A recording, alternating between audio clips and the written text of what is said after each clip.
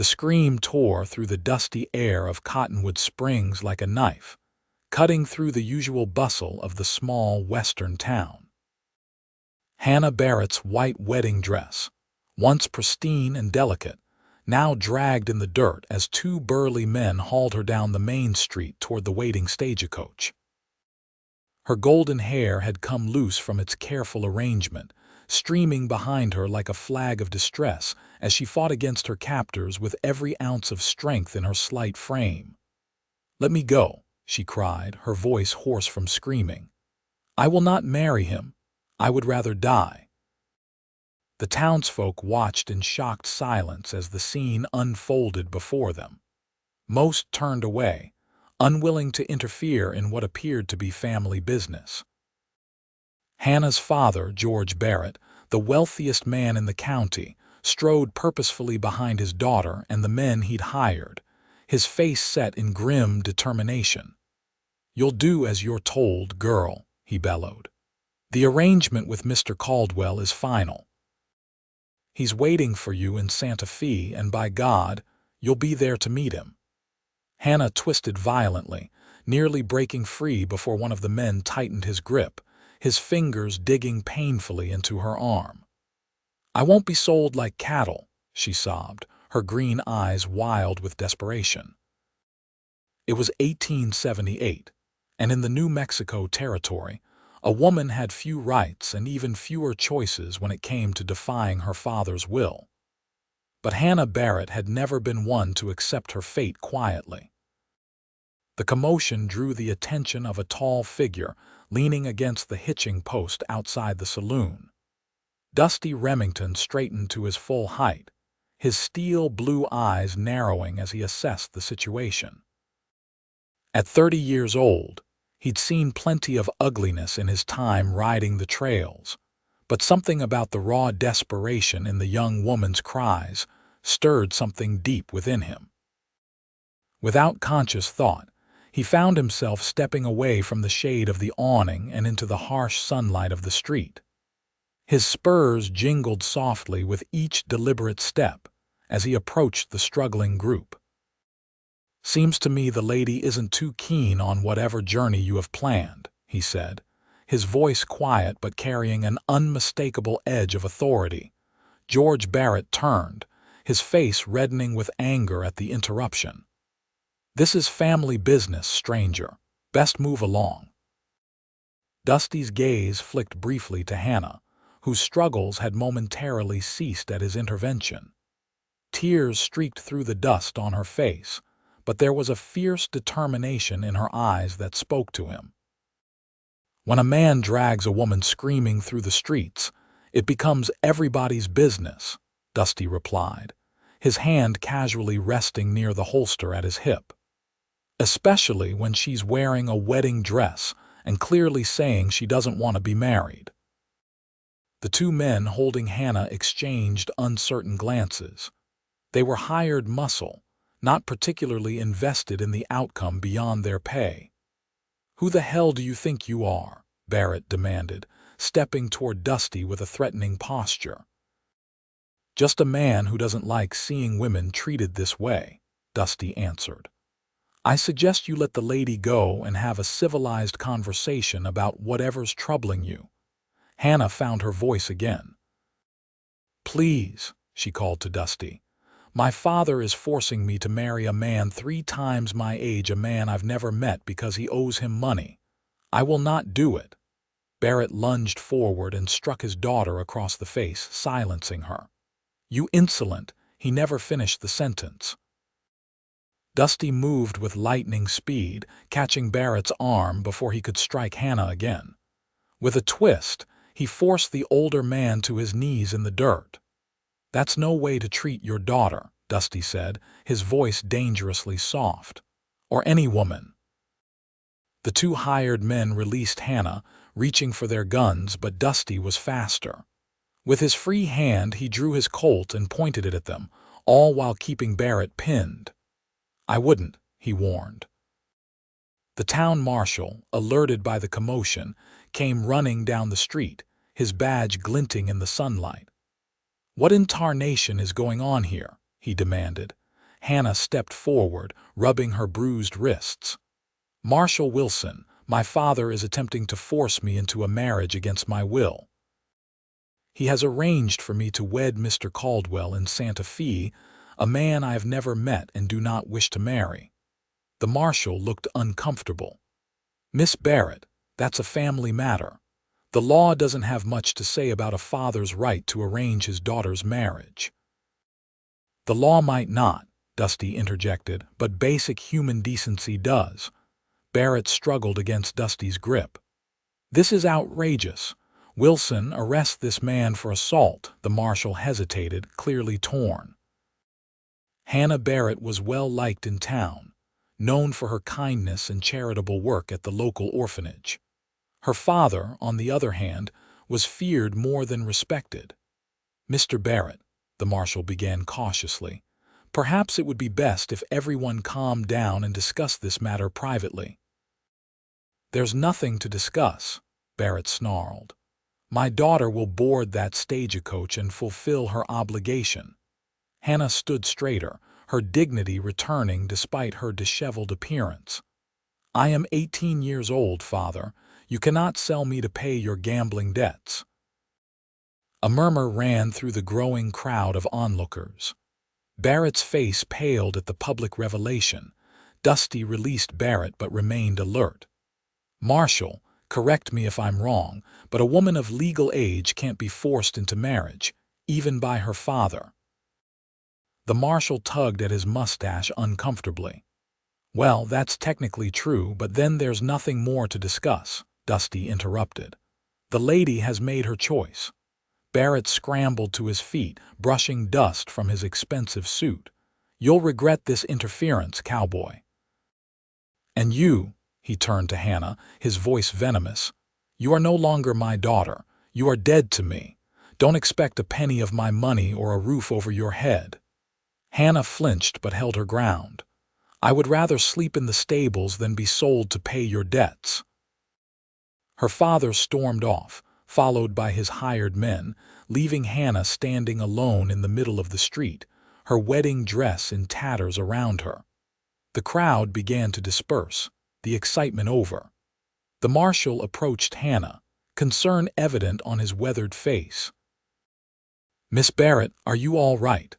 Where will you go now?" The reality of her situation seemed to hit Hannah all at once. She had defied her father and won her freedom, but at what cost? She had no money, no belongings except the ruined dress she wore, and nowhere to go. Before she could answer, Dusty stepped forward. "Miss Barrett can stay at the boarding house. I'll cover the cost until she decides what she wants to do next." Hannah looked at him in surprise. "Sir, I couldn't possibly accept such charity from a stranger." Dusty tipped his hat to her. "Dusty Remington, madam. And it's not charity. Consider it an investment in your future. Something tells me you're worth betting on." For the first time that day, Hannah smiled, a small, hesitant curve of her lips that nevertheless transformed her face. "Thank you, Mr. Remington. I won't forget your kindness." The marshal nodded, satisfied with the arrangement. "Miss Barrett, I'll have someone collect your belongings from your father's house." "He won't allow it," Hannah said, her smile fading. "Leave that to me," the marshal assured her. "Your father may be a powerful man, but he's not above the law. Your personal possessions belong to you." As the marshal walked away, Hannah suddenly swayed on her feet, the emotional and physical toll of the day catching up with her. Dusty caught her elbow to steady her. "Easy there," he said gently. "It's been quite a day for you." Hannah looked up at him, noticing for the first time the kindness in his blue eyes partially hidden beneath the brim of his worn cowboy hat. "Why did you help me?" she asked. "You don't know me." Dusty considered her question seriously. "I've seen too many people bullied by those with power or money. Sometimes a man has to take a stand, even for a stranger. Well, Mr. Remington, I'm grateful that you took a stand for me today." She glanced down at her ruined dress and gave a small, rueful laugh. "Though I must look a fright. You look like a woman who just won her freedom," Dusty replied. "That's a beautiful thing." Hannah felt a curious warmth bloom in her chest at his words. This rough-looking cowboy with gentle eyes had done more than rescue her from a forced marriage. He had recognized her fight for what it was, a battle for her own life and future. "The boarding house is this way," Dusty said, offering his arm. "Mrs. Hollister runs a respectable establishment. She'll help you get settled." Hannah hesitated before taking his arm. "Mr. Remington, I intend to repay your kindness. I'm not without skills. I can sew, teach children, and keep accounts. I'll find work and pay you back every cent." Dusty smiled, revealing a dimple in his left cheek. "I have no doubt you will, Miss Barrett. But for now, let's get you somewhere you can rest." As they walked down the dusty street, Hannah was keenly aware of the stares from townsfolk. By nightfall, everyone in Cottonwood Springs would know of her defiance. Yet for the first time in her life, she felt truly free, terrified of the uncertain future, but free nonetheless. And walking beside her was the most unlikely of champions. A dusty cowboy with kind eyes who had changed her fate with a single, brave step forward. The boarding house was a 2-story white clapboard building at the edge of town, with a neat picket fence and climbing roses that suggested civilization amidst the rugged frontier landscape. Mrs. Hollister, a plump, gray-haired widow in her 60s, took one look at Hannah's bedraggled state and immediately took charge. "Land sakes, child, what have they done to you?" she exclaimed, ushering Hannah inside. "Mr. Remington, you wait in the parlor while I get this poor girl presentable." Dusty tipped his hat respectfully. "Yes, madam." Mrs. Hollister guided Hannah upstairs to a small but clean room. "I heard the commotion from down the street," she said, pouring warm water into a basin. "You've got more courage than sense, standing up to your father like that, but I can't say I blame you. That Caldwell fellow has a reputation that would make a rattlesnake seem friendly."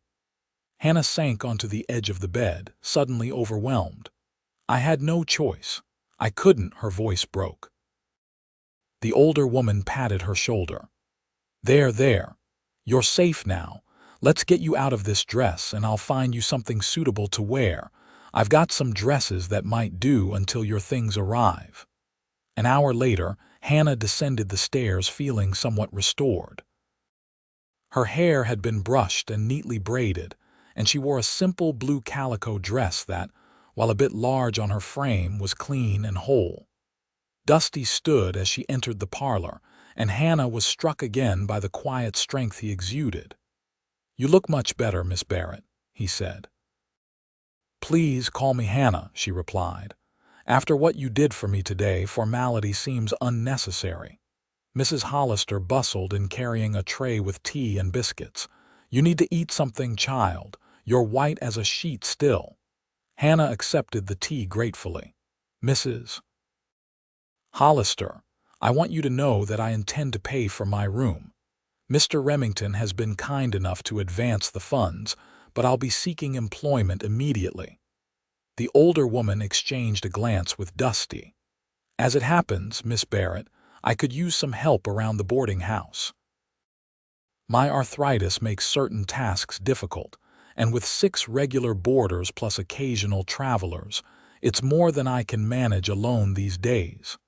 Hannah's face brightened. "I would be happy to help in any way I can." "It doesn't pay much," Mrs. Hollister warned, "but it would cover your room and board with a little left over." "That would be perfect," Hannah said, relief evident in her voice. She turned to Dusty. "And I can begin repaying you right away." Dusty shook his head. "There's no rush, Hannah. Take some time to get settled." The front door opened, and Marshal Wilson entered, carrying a small carpet bag. "Miss Barrett, I managed to retrieve some of your belongings. Your father was uncooperative, but your lady's maid Betsy helped me gather these things without his knowledge." Hannah accepted the bag with trembling hands. "Thank you, Marshal, And please thank Betsy for me when you see her." "Will do," the marshal said. "I should warn you, though. Your father is making threats, says he'll have that cowboy arrested for assault and kidnapping." Dusty seemed unconcerned. "Hard to claim kidnapping when 24 people saw the lady trying to escape him, not me." "True enough," the marshal agreed.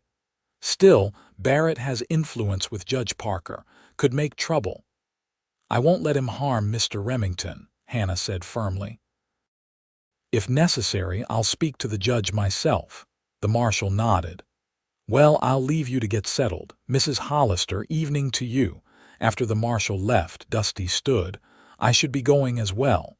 I've taken a room at the hotel for a few days. Are you passing through town?" Hannah asked, surprised at her disappointment at the thought. "I was," Dusty admitted, "but I think I might stay on a bit longer. Given your father's threats, it might be wise to make sure this situation is truly resolved before I move on." "That's very considerate," Hannah said softly. "I don't know how to thank you properly." "Seeing you safe is thanks enough," Dusty replied. "Good night, Hannah, Mrs. Hollister." After he left, Mrs. Hollister smiled knowingly at Hannah. "That's a good man there. Not many would stand up to George Barrett the way he did." Hannah nodded, still staring at the door Dusty had exited through. "He is, isn't he? I've never met anyone quite like him." "Well," Mrs. Hollister said, rising to collect the tea tray, "it's been a long day for you. Why don't you get some rest? Tomorrow's soon enough to start your new life." In her small room that night, Hannah unpacked the few belongings the marshal had brought. A nightgown, a change of clothes, a hairbrush, and to her surprise, a small wooden box containing her mother's locket and the few pieces of jewelry that had been hers, not family heirlooms. Tears sprang to her eyes at Betsy's thoughtfulness. As she readied for bed, Hannah thought about the extraordinary turn her life had taken in a single day. This morning, she had awakened in her father's house, facing a future as the unwilling bride of a man she'd never met.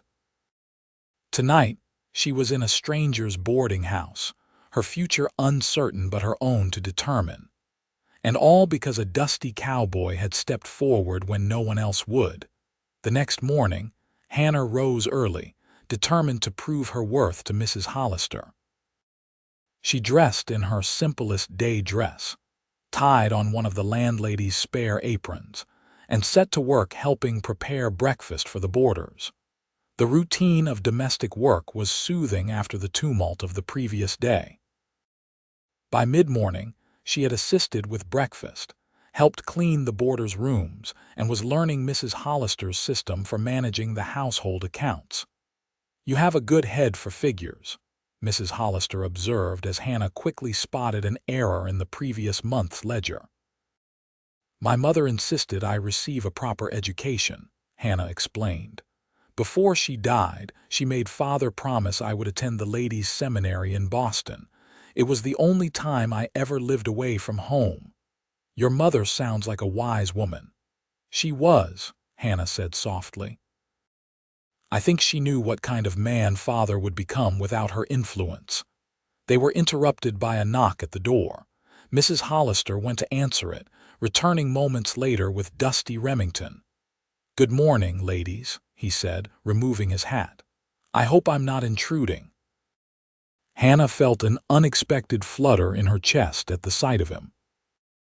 In the bright morning light, she could see details she'd missed yesterday, the way the sun had weathered his skin to a deep tan, the tiny lines at the corners of his eyes that suggested he smiled often, the strong set of his jaw beneath a day's growth of beard. "Not at all, Mr. Remington, Mrs. Hollister said. "We were just finishing up with the accounts. Will you take coffee?" "Thank you, madam, that would be welcome." As Mrs. Hollister bustled to the kitchen, Dusty turned to Hannah. "How are you feeling today?" "Much better," she said. "Mrs. Hollister has been very kind, and the work keeps my mind occupied." "I'm glad to hear it." He paused, seeming uncertain for the first time since she'd met him. "I've been making some inquiries around town. Your father left on the morning stage to Santa Fe. Hannah's hand stilled on the ledger. To explain to Mr. Caldwell why his bride won't be arriving, I suppose. Most likely. But his departure might be good news for you. It gives things time to settle here. Mrs. Hollister returned with coffee for Dusty and tea for Hannah. Have you told her about the job at the school? She asked Dusty. Hannah looked up in surprise. Job? At the school? Dusty nodded. I spoke with Mrs. Davidson this morning. She's the school teacher here, but she's expecting a child and looking for someone to assist her now and possibly take over her duties temporarily after the baby comes. When I mentioned you had education from a ladies' seminary, she was quite interested. You did that for me? Hannah asked, touched by his thoughtfulness. Seemed like a good fit, given what you told me about your skills. Mrs. Hollister smiled approvingly. That would be perfect for you, Hannah. The school is just down the street, and the hours would allow you to still help me mornings and evenings. Mrs. Davidson asked if you might call on her this afternoon, Dusty added, if you're feeling up to it. Hannah nodded eagerly. Of course. I would love the opportunity. I'll escort you there after lunch, Dusty offered, just to make sure there's no trouble. His protectiveness warmed Hannah, though she tried to remind herself that his interest was likely nothing more than chivalry. Still, as she went about her morning chores, she found herself looking forward to their afternoon walk with unexpected eagerness. Dusty returned at 1 o'clock, and they set off for the schoolhouse together. The small town of Cottonwood Springs looked different to Hannah today, not as the backdrop to her privileged but constrained life as George Barrett's daughter, but as a place where she might forge a new identity. You seem deep in thought, Dusty observed as they walked. I was just thinking how strange it is to see the town through new eyes, Hannah admitted.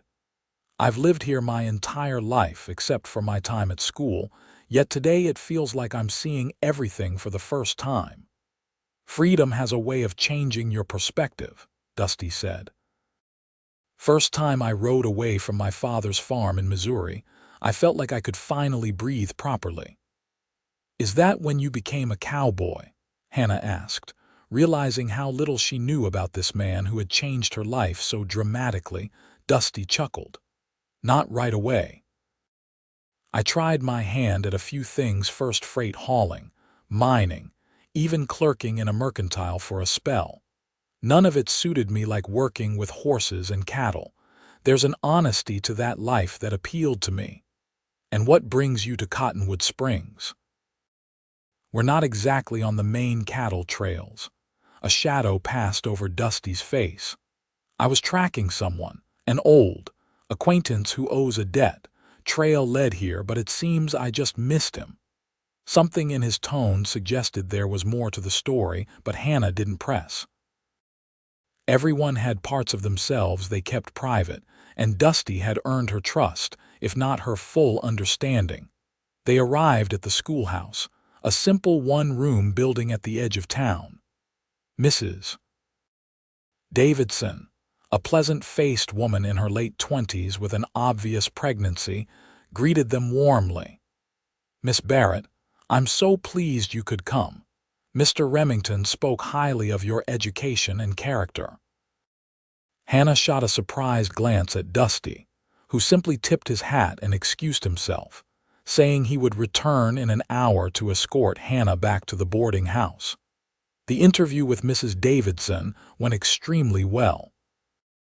The teacher was impressed with Hannah's knowledge and her experience helping at the orphanage. By the end of their conversation, it was arranged that Hannah would begin assisting the following Monday, with the understanding that she would take over the class entirely for several months after Mrs. Davidson's confinement. The pay isn't much, Mrs. Davidson warned, but the town council has authorized a small stipend. It's more than enough, Hannah assured her. I'm grateful for the opportunity. When Dusty returned to walk her back to the boarding house, Hannah was nearly glowing with excitement. I got the position, she announced. "I start on Monday." "Congratulations," Dusty said, smiling at her enthusiasm. "I had no doubt you would impress her." As they walked back through town, Hannah noticed several people watching them with undisguised curiosity. Dusty seemed to notice her discomfort. "Small towns run on gossip," he said quietly. "It'll die down soon enough." "I'm not ashamed," Hannah replied, lifting her chin. "Let them talk." Dusty's smile widened. "That's the spirit." They were passing the general store when the door opened, and a well-dressed woman emerged, stopping short at the sight of Hannah. It was Mrs. Whitley, the banker's wife and one of Hannah's father's social circle. "Hannah Barrett," she said, her voice carrying a note of scandalized fascination. "I heard the most extraordinary tale about yesterday's events. Is it true you've defied your father and refused to marry Mr. Caldwell?" Hannah straightened her shoulders. "It is true, Mrs. Whitley." The older woman's gaze flicked to Dusty, taking in his trail-worn clothes and gun belt with barely disguised disdain. "And this is the gentleman who interfered." "This is Mr. Remington," Hannah said firmly. "He helped me when no one else would." "How dramatic," Mrs. Whitley murmured. "Your poor father. He must be beside himself with worry." "My father was attempting to force me into marriage against my will," Hannah replied coolly. "His concern was for his financial arrangements, not my happiness." Mrs. Whitley's eyebrows rose nearly to her hairline. "Well, I see your time away from home has given you quite modern notions about a daughter's duty. I wonder what Mr. Caldwell will think when he learns how his bride-to-be has behaved." "Mr. Caldwell is welcome to find another woman to pay off my father's gambling debts," Hannah said, her voice steady despite her racing heart. "I will not be that woman." Before Mrs. Whitley could respond, Dusty placed a gentle hand at the small of Hannah's back. "We should be going, Miss Barrett. Mrs. Hollister is expecting us." With a brief nod to the stunned Mrs. Whitley, Hannah allowed Dusty to guide her away. "I apologize if I embarrassed you," she said once they were out of earshot, but I couldn't let her implications stand unchallenged. "Embarrassed me?" Dusty sounded surprised. "Hannah, you were magnificent. Most people wouldn't dare speak so plainly to someone like Mrs. Whitley." "Perhaps that's part of the problem," Hannah mused. "Too many truths left unspoken for the sake of politeness." Dusty studied her with newfound appreciation.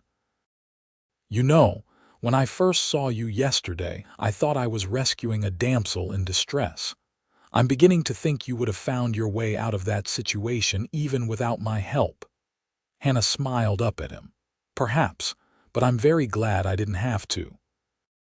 For a moment, something electric passed between them, a recognition, perhaps, that they were kindred spirits of a sort. Then Dusty cleared his throat and gestured ahead. "We're nearly back. Mrs. Hollister will want to hear your good news." That evening after dinner, Hannah sat on the boarding house's small back porch, enjoying the relative cool of the evening after a hot day. The events of the past 2 days swirled in her mind like leaves caught in a whirlwind. So much had changed so quickly. The sound of boots on the wooden steps drew her attention. Dusty approached, a question in his eyes. "May I join you?" he asked. Hannah nodded, making room on the bench. They sat in companionable silence for a few minutes, watching as the last light faded from the western sky and stars began to appear. "I received a telegram this afternoon," Dusty finally said. "The man I was tracking has been spotted in Tucson." Hannah felt a strange hollowness form in her chest. "You'll be leaving then?" "Not immediately," he said. "I told you I would stay until I was sure you were safe. Your father could return any day." "You don't need to delay your business on my account," Hannah said, though part of her wished desperately that he would stay. "I've imposed on your kindness enough already." Dusty turned to face her. "Hannah, helping you has been no imposition. In fact," he paused, seeming to search for words, In fact, it's been a reminder of something I feared I'd lost." "What's that?" she asked softly. "A sense of purpose beyond my own concerns," he replied. "For too long, I've been focused solely on settling old scores, chasing shadows from the past. Standing up for you yesterday felt right in a way few things have recently." Hannah was touched by his candor. "I'm glad then. Though I still feel I've disrupted your plans." "Plans change," Dusty said simply. "The man I'm tracking has eluded me for 2 years. A few more days won't matter." A comfortable silence fell between them again. Finally, Hannah spoke. "May I ask you something personal, Mr. Remington?" "Dusty," he corrected gently. "And yes, you may. This man you're tracking, did he harm someone close to you?" Dusty's expression tightened almost imperceptibly. "Yes, my younger brother. He was barely 17, working as a guard on a payroll shipment." This man Carson Fletcher was his name then. Though he uses others now, he led the gang that robbed the shipment. "Shot my brother in cold blood, even though Daniel had thrown down his gun." Hannah's hand flew to her mouth. "Oh, Dusty, I'm so sorry." "It was 4 years ago," he said, his voice rough with emotion. "I was working a cattle drive when it happened. By the time I got word and made it home for the funeral, Fletcher and his gang had disappeared. Took me nearly 2 years just to pick up his trail." "And now you're tracking him to bring him to justice?" Hannah asked. Dusty was silent for a long moment. "That's what I tell myself," he finally said. "But there are times I wonder if it's justice I'm after, or vengeance." Hannah reached out impulsively and laid her hand over his. "Whatever your motivation, I believe your brother would be proud that you haven't forgotten him." Dusty looked down at their hands, then slowly turned his palm up to clasp her fingers. "Thank you for saying that." The touch of his calloused hand against hers sent a shiver of awareness through Hannah. She knew she should pull away. It was hardly proper to sit holding hands with a man she'd known for barely 2 days, but she couldn't bring herself to break the connection. "Hannah," Dusty began, his voice low, "I know we've only just met," but the back door opened suddenly and Mrs. Hollister appeared. Hannah quickly withdrew her hand, feeling her cheeks warm. "There you are," the landlady said.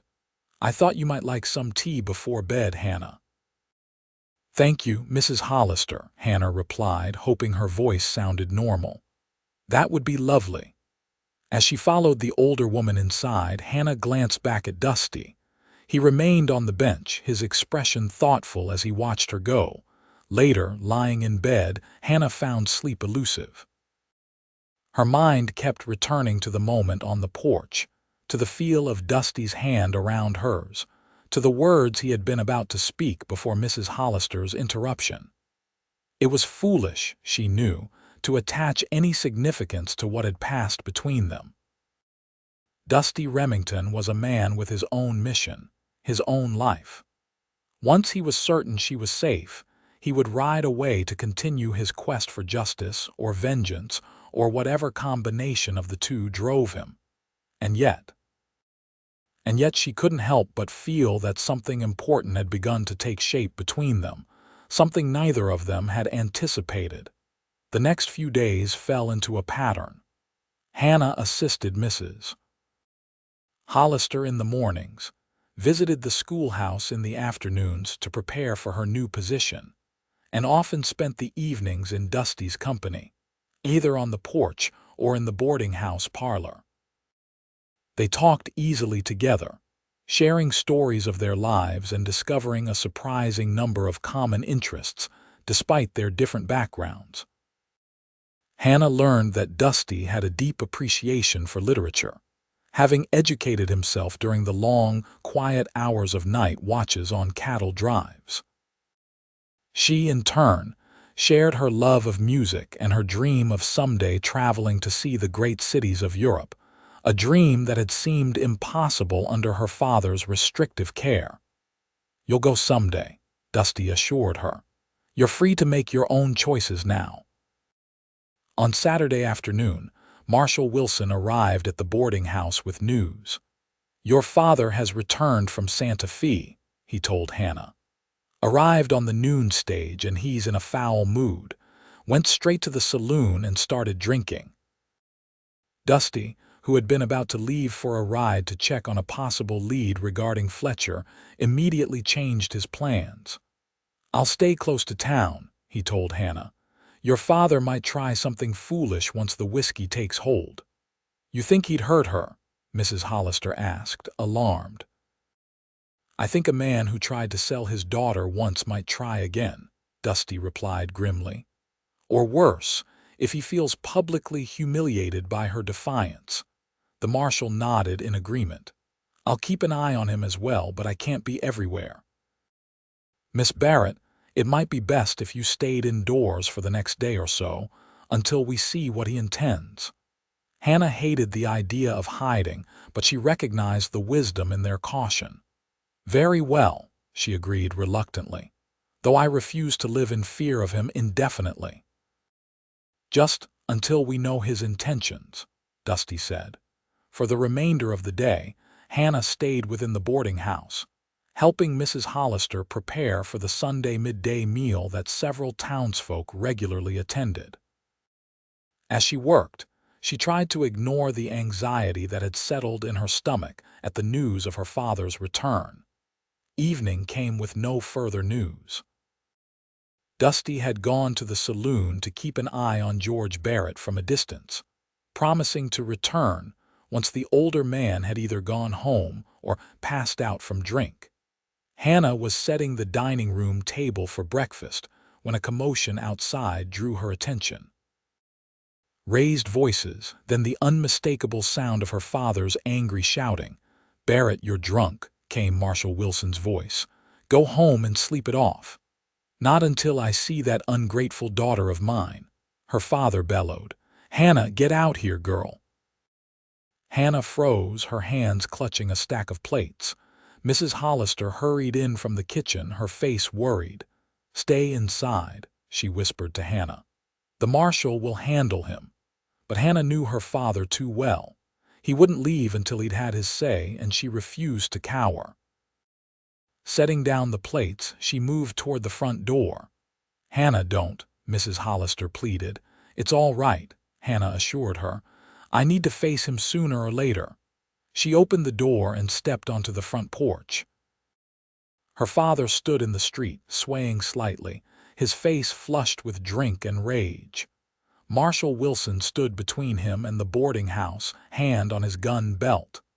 "There she is," George Barrett cried, pointing an accusing finger at Hannah. "The daughter who ruined me."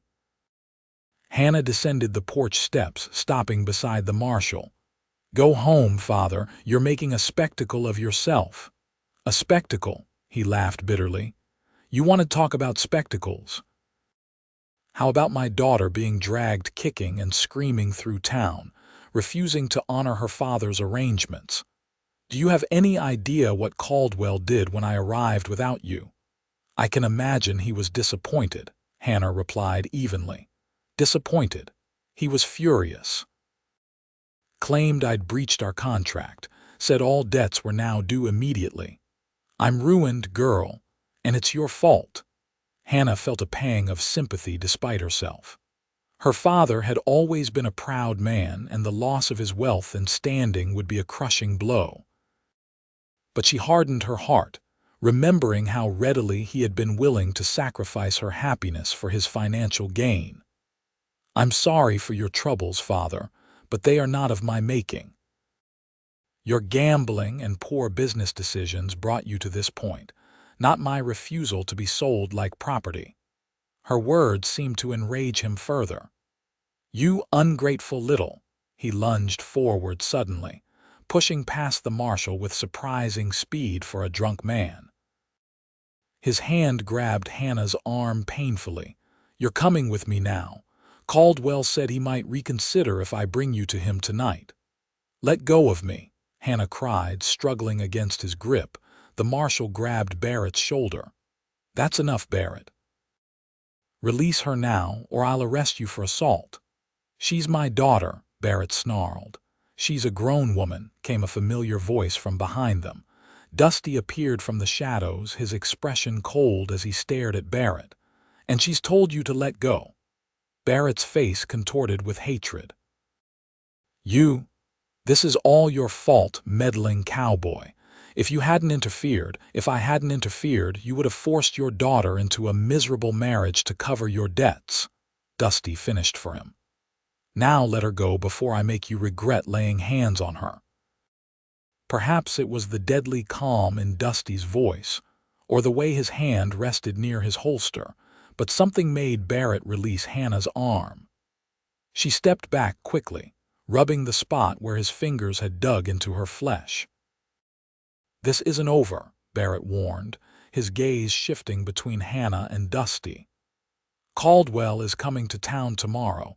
He wants to see the woman who dared refuse him, and when he gets here—" He left the threat hanging as he turned and staggered away. The marshal watched him go, then turned to Hannah.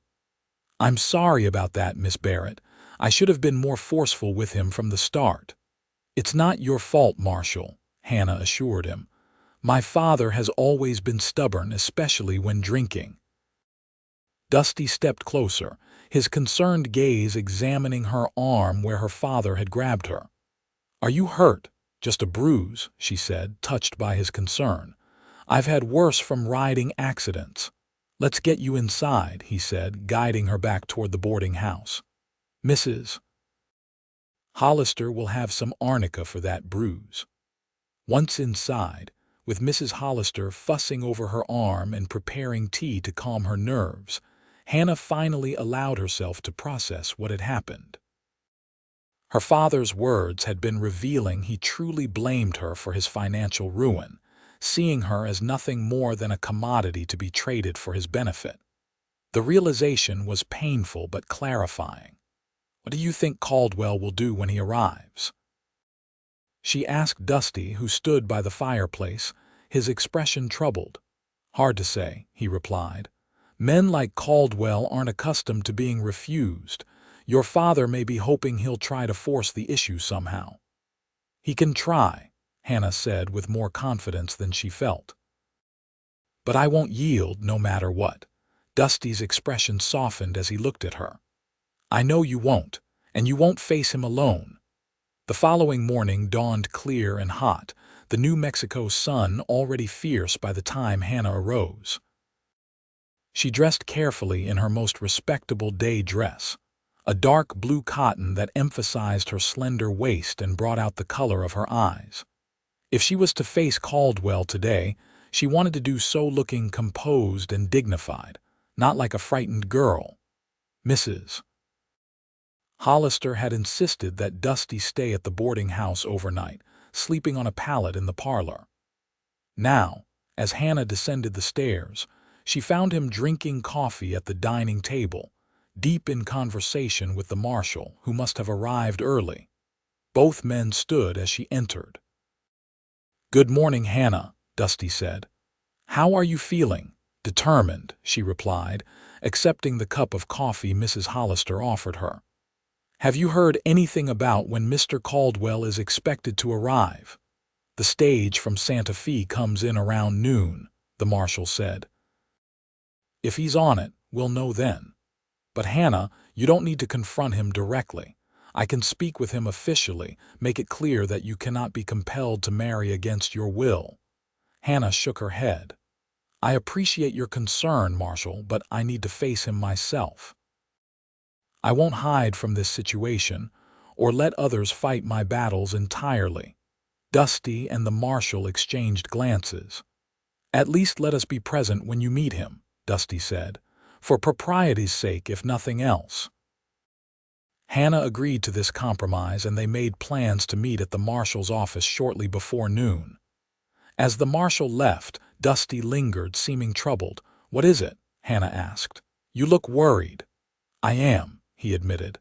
"I've been making inquiries about Caldwell. His reputation is concerning." "In what way?" Dusty hesitated. "He's known for his temper and for holding grudges, and there are rumors about how he treats women, especially those who defy him." A chill ran down Hannah's spine, but she refused to show fear. All the more reason I refused to marry him. Hannah, Dusty said, his voice low and urgent. If anything happens today, anything at all, promise me you'll prioritize your safety above your pride. There's no shame in retreat when facing a dangerous opponent. The intensity in his blue eyes made Hannah's breath catch. I promise, she said softly, but you must make the same promise. I couldn't bear it if you were hurt because of me. Something flickered in Dusty's expression, surprise perhaps, or a deeper emotion she couldn't name. I'll be careful, he assured her. The morning passed with excruciating slowness. Hannah tried to occupy herself with household tasks, but her mind kept returning to the coming confrontation. Who was this Caldwell who inspired such concern in Dusty and the marshal? What kind of man had her father been willing to sell her to? Finally, it was time to go. Dusty escorted her to the marshal's office, where Wilson was waiting. The three of them stood in tense silence as the clock ticked toward noon. "Stage is coming," the marshal said, peering out the window. "Right on time for once." Hannah smoothed her skirts and took a deep breath. "I'm ready." They stepped outside just as the stagecoach rumbled to a stop in a cloud of dust. The driver called out to the waiting passengers, and doors opened to allow travelers to disembark. Hannah scanned the faces, trying to determine which might be Caldwell. Her question was answered when a tall, broad-shouldered man in an expensive suit stepped down from the coach. He was older than she had expected, perhaps 50, with silver threading through his dark hair and a neatly trimmed beard. Handsome in a severe way, with hawkish features and cold eyes that swept the street with an air of ownership.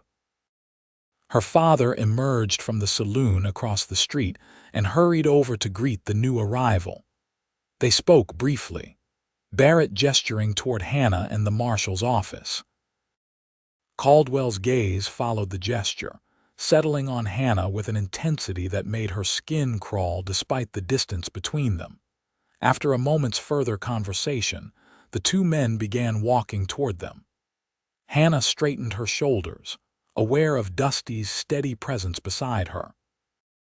"Marshal Wilson," her father said as they approached, his tone artificially jovial. "Allow me to introduce Mr. James Caldwell of Santa Fe. Mr. Caldwell, this is our town marshal." The marshal nodded curtly. "Mr. Caldwell." Caldwell barely acknowledged the greeting, his attention fixed on Hannah. "And this must be the reluctant bride I've heard so much about," he said, his voice a smooth, cultured baritone that did nothing to mask the coldness beneath. "Miss Barrett, I must say, your father's descriptions didn't do you justice. You are even more lovely than I was led to believe." Hannah felt Dusty stiffen beside her but kept her own expression neutral. "Mr. Caldwell," she said with a slight nod, offering neither her hand nor any further greeting. Caldwell's smile didn't reach his eyes. "Such composure, I admire that in a woman." His gaze shifted to Dusty. "And who might this be? Another lawman?" "This is Mr. Remington," Hannah said before the marshal could speak. "A friend." "Ah, yes," Caldwell's expression hardened slightly. "The interfering cowboy I've heard about. You have a habit of involving yourself in other people's business, Mr. Remington." Dusty met the older man's gaze steadily.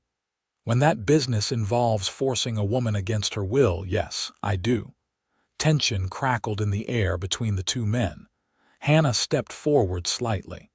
"Mr. Caldwell, I believe you've traveled here under a misapprehension.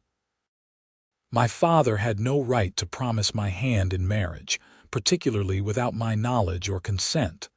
I will not now, or ever, agree to such an arrangement." Caldwell studied her for a long moment, his expression unreadable, direct and forthright. "I find I appreciate those qualities even more than beauty." He turned to Barrett. "You didn't tell me your daughter had such spirit, George." Barrett looked uncomfortable. As I explained in Santa Fe, she's been willful of late. Perhaps if you spoke with her privately. There will be no private conversations, Dusty interjected firmly. Caldwell raised an eyebrow. Protective, isn't he? I wonder why that might be.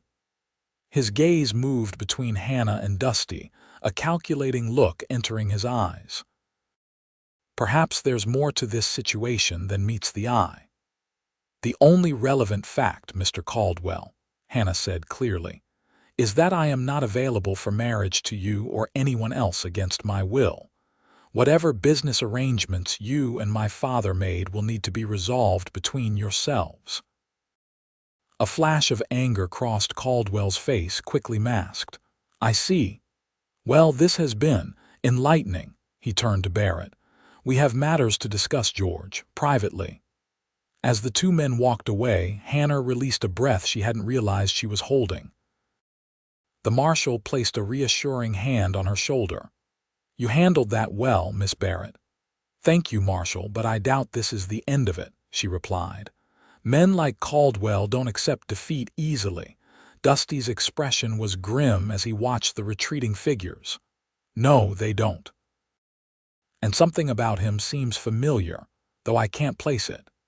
They returned to the boarding house, where Mrs. Hollister was anxiously awaiting news. Hannah recounted the brief confrontation while the older woman prepared lunch. It all seems too easy, Mrs. Hollister said worriedly. A man doesn't travel all this way just to accept a refusal and leave. My thoughts exactly, Dusty agreed. I think we should remain vigilant for the next few days, at least until Caldwell leaves town. Hannah nodded, troubled by the same sense of unfinished business. What could he want? If he truly accepted my refusal, why stay in Cottonwood Springs? To save face, perhaps, the marshal suggested. Or to pressure your father about whatever debts are owed. Dusty shook his head. There's something else. The way he looked at Hannah, it wasn't just disappointment or anger. It was like he was calculating something. A knock at the door interrupted their speculation. Mrs. Hollister went to answer it, returning moments later with a sealed envelope. For you, Hannah, she said, handing it over. A boy delivered it, said it was from your father. Hannah opened the envelope with trepidation. Inside was a brief note in her father's handwriting. Hannah, I request your presence at home this evening at 8 o'clock. Mr. Caldwell wishes to speak with you again, with more privacy than the street allowed. This is not a demand for marriage, but an opportunity to resolve matters civilly. Father. She passed the note to Dusty, who read it with a deepening frown. You're not going, he said flatly. Of course not, Hannah agreed. Not alone, at least. Not at all, Dusty insisted. This has all the markings of a trap. The marshal, reading over Dusty's shoulder, nodded in agreement. I don't like it either. Why meet at your father's house after dark? Why not come here or to my office in daylight? Hannah considered the note again. Perhaps it's genuine. My father may be trying to salvage his pride by arranging a more formal rejection, one that doesn't humiliate Caldwell publicly. Or perhaps they're planning to force the issue somehow, Dusty countered. Men like your father and Caldwell believe they're entitled to what they want. Being thwarted only makes them more determined. Hannah knew he was right, yet she was also tired of running, of hiding. What if I did go, but not alone? If you and the marshal accompanied me, what could they do? Dusty and the marshal exchanged glances. It might be worth considering, the marshal said slowly. If we're there to witness any conversation, they couldn't try anything underhanded. It's too risky, Dusty argued. Everything about this situation is risky, Hannah pointed out, but I can't hide forever. At some point, I need to face my father and Caldwell and make it absolutely clear that I will not be intimidated or coerced. Dusty studied her face, seeing the determination there.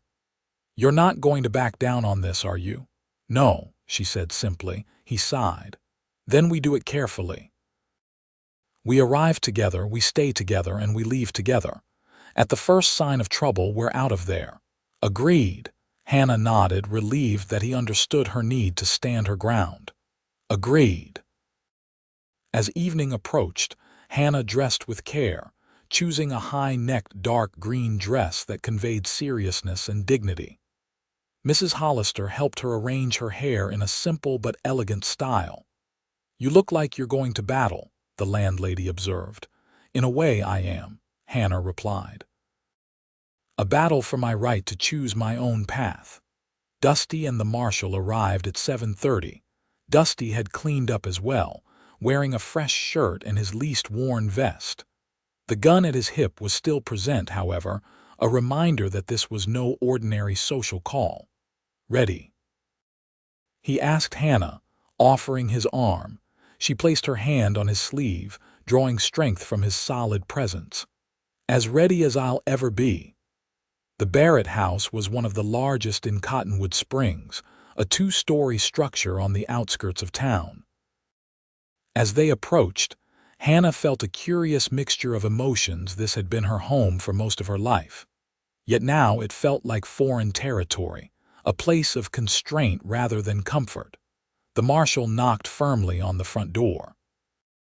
After a moment, it was opened by Betsy, Hannah's lady's maid, whose face lit up at the sight of her former charge.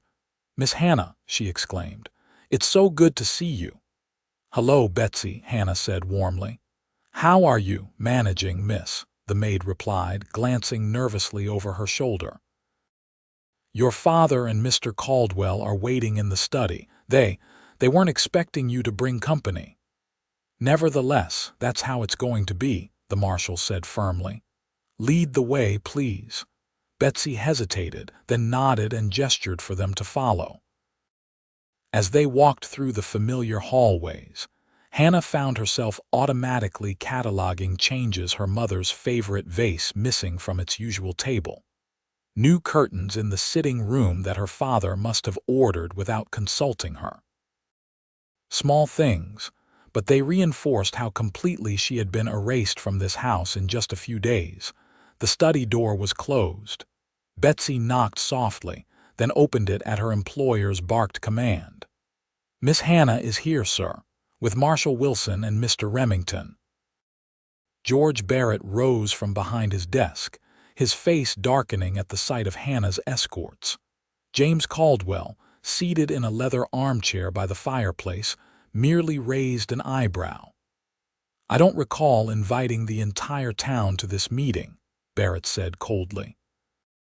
"Miss Barrett felt more comfortable with companions," the marshal replied evenly. "Given recent events, I'm sure you can understand why."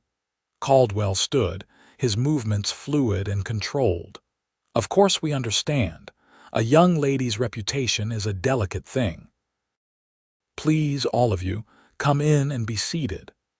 Hannah entered the study with Dusty close behind her, his hand at the small of her back in a gesture that was both protective and reassuring.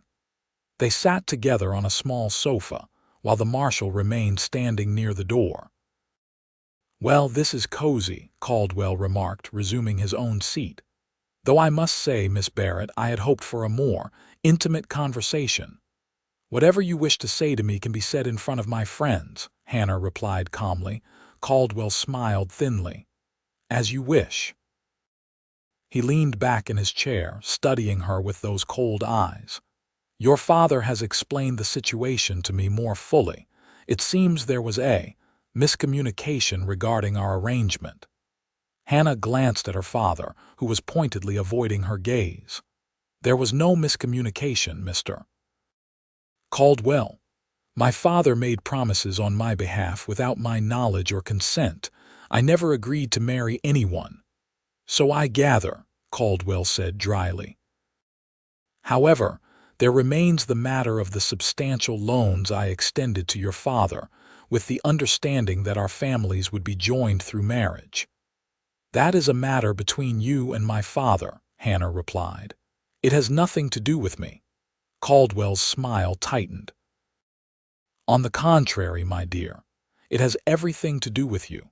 You see, without the marriage, your father cannot repay what he owes me.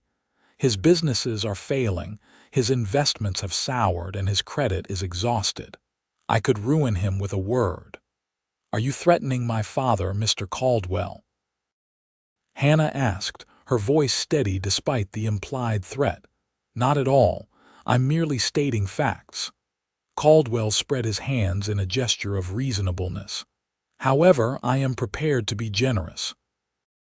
I will forgive all of your father's debts, and even provide him with additional capital to restore his fortunes, if you will reconsider my proposal."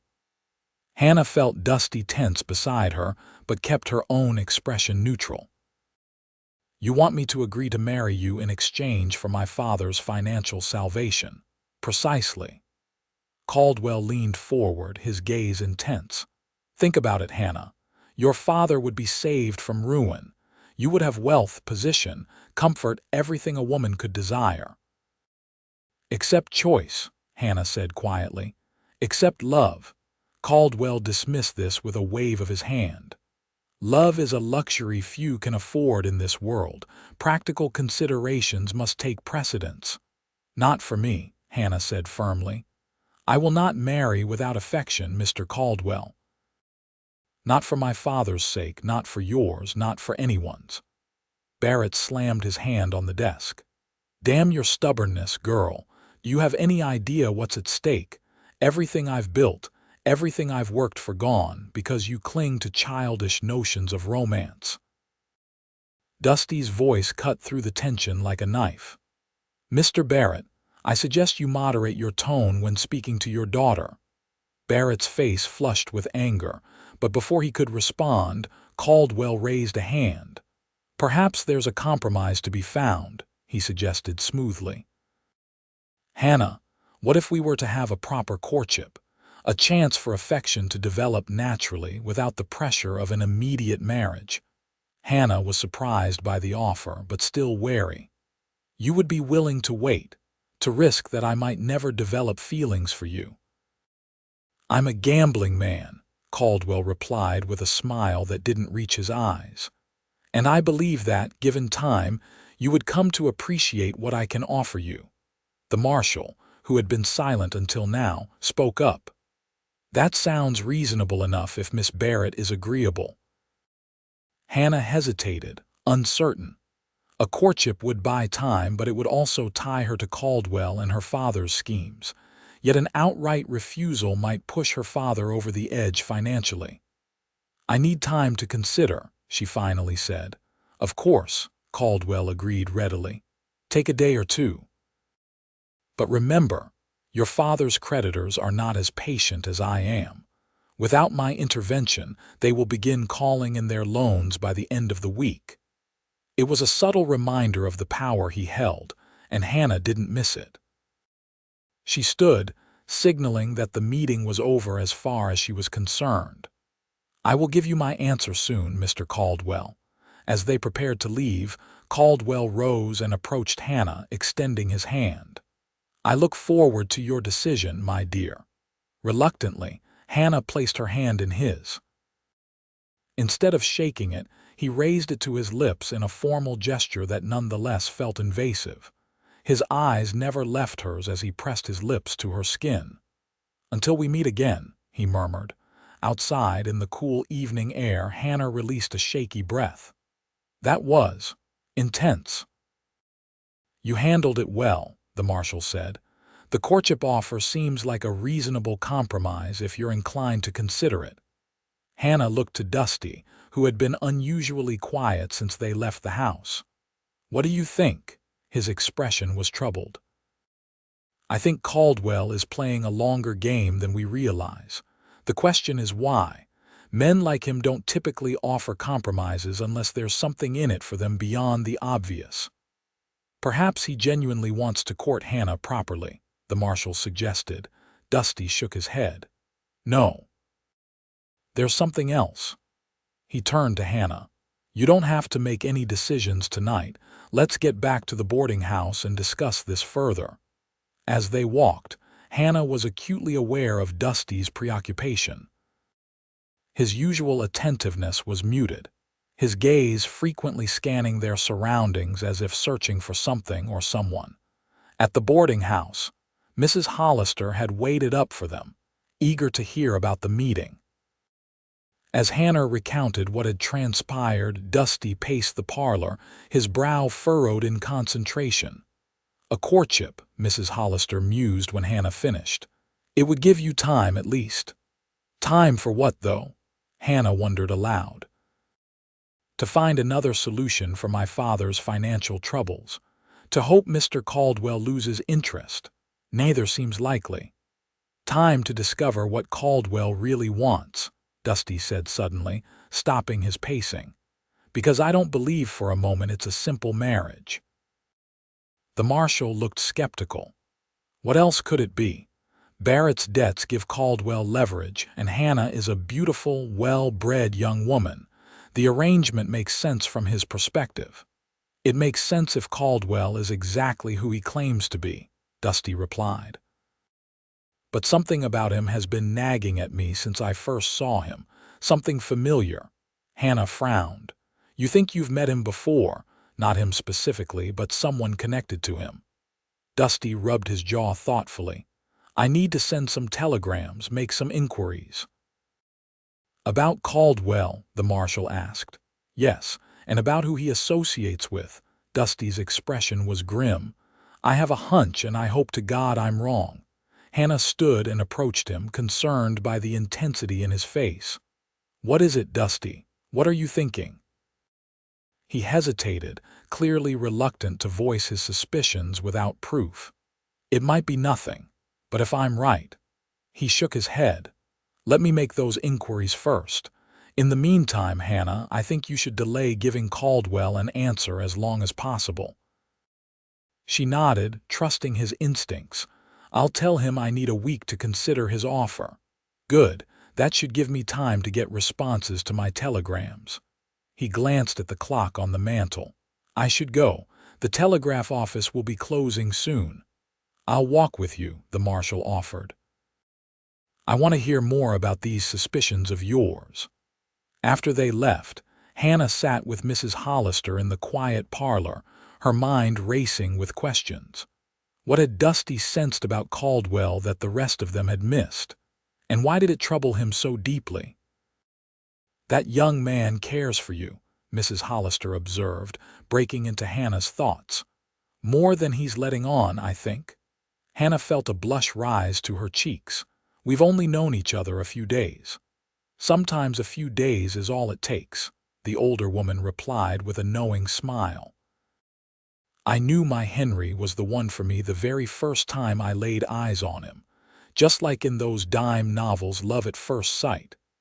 This isn't a dime novel, Hannah said, though she couldn't deny the flutter in her heart whenever Dusty was near. And even if there were feelings developing, what future could there be? Dusty has his own mission, his own life to return to once this situation is resolved. Mrs. Hollister patted her hand. The heart has a way of changing plans, my dear. Just look at how your life has already transformed in less than a week. It was true, Hannah reflected as she prepared for bed later that night. A week ago, she had been resigned to her father's control, seeing no path to independence. Now she was forging her own way, making her own choices however difficult they might be. And Dusty Remington had been the catalyst for it all, stepping forward when no one else would to change her fate. The following morning, Hannah began her work at the school, assisting Mrs. Davidson with the younger children while the teacher focused on the older students.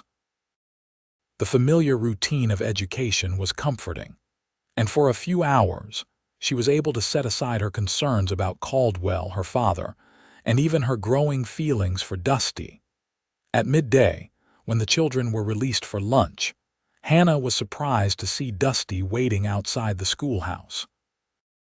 His expression was serious, and she knew immediately that he had news. "What is it?" she asked as they walked a short distance away for privacy. "Did you learn something about Caldwell, maybe?" He glanced around to ensure they weren't overheard. I sent telegrams to several contacts last night, former lawmen, a Pinkerton agent I know, even an old Army friend. Got responses from 2 of them this morning. And, Hannah prompted when he paused, and they both confirmed my suspicions. James Caldwell isn't just a businessman. He's connected to several known outlaws, including— Dusty's jaw tightened. Including Carson Fletcher, the man who killed my brother. Hannah gasped. Are you certain? Not entirely. But both sources mentioned rumors that Caldwell finances certain outlaw operations in exchange for a share of the profits. He keeps his hands clean, but he's as much a criminal as the men who do the actual robbing and killing. That's why you thought he seemed familiar, Hannah realized. You've been investigating Fletcher for years. You must have come across Caldwell's name in connection with him. Dusty nodded. Exactly. I never made the connection before because Caldwell operates primarily in New Mexico and Colorado, while Fletcher has been working further north recently. But it makes sense. Caldwell has the money and connections to fence stolen goods, launder money, provide safe houses. But why would such a man want to marry me? Hannah wondered. My father isn't wealthy enough to make it worth his while, especially now. I've been thinking about that, Dusty said. What's the one thing your father does have that would be valuable to someone like Caldwell? Hannah thought for a moment. Respectability. My father was a respected businessman in the community. Exactly. And what better cover for a man financing criminal operations than to marry into a respectable family? To become a legitimate businessman through marriage. It would make it much harder for the law to touch him. The implications were chilling. So his interest in me has nothing to do with me at all. It's about gaining a shield against suspicion. I believe so, Dusty confirmed. And there's more. One of my contacts mentioned that Caldwell is known for holding grudges and eliminating anyone who crosses him. If that's true, your father may be in danger now that the marriage arrangement has fallen through. Hannah felt a surge of concern despite her complicated feelings toward her father. We have to warn him. The marshal is speaking with him now, Dusty assured her, but there's another problem. If Caldwell realizes we're investigating him, you could be in danger too. What should we do? Hannah asked, struggling to process this new threat. For now, continue as if nothing has changed. Tell Caldwell you're still considering his courtship offer. We need more concrete evidence before we can move against him. Dusty's expression softened as he looked at her. I'm sorry, Hannah. I never meant to bring more trouble into your life. You didn't, she insisted. This trouble was already here, in the form of my father's debts and Caldwell's schemes. You've simply helped me see it more clearly. He reached out and took her hand, his calloused fingers warm against her skin. We'll figure this out together, I promise. The gesture was simple, but the current of emotion that passed between them was not. Hannah felt her heart quicken as Dusty's gaze held hers, seeing in his blue eyes a reflection of her own growing feelings. Hannah, he began, his voice low and earnest. When this is over, the schoolhouse door opened, and Mrs. Davidson called out, "Children are returning, Miss Barrett." The moment broken, Dusty released Hannah's hand and stepped back. "We'll talk more later," he promised. "Be careful today. Don't go anywhere alone." Hannah nodded, reluctant to return to her duties but knowing she must maintain appearances. "You be careful too, Dusty. If Caldwell is as dangerous as you suspect." "I can handle myself," he assured her with a small smile. "I've been doing it for a long time." As Hannah returned to the schoolhouse, her mind was a whirlwind of emotions and concerns. The danger Caldwell represented was real and immediate, yet somehow less frightening than the realization of how deeply she had come to care for Dusty Remington in such a short time.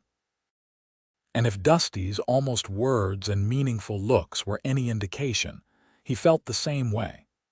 But what future could they possibly have, with his quest for justice still unfulfilled and her life in Cottonwood Springs just beginning to take shape? These questions would have to wait. For now, there was a more pressing concern: surviving James Caldwell's dangerous game. The afternoon dragged by, Hannah's thoughts continually drifting from her teaching duties to the threat hanging over them all. When school finally dismissed for the day, she was relieved to find both Dusty and the marshal waiting to escort her back to the boarding house.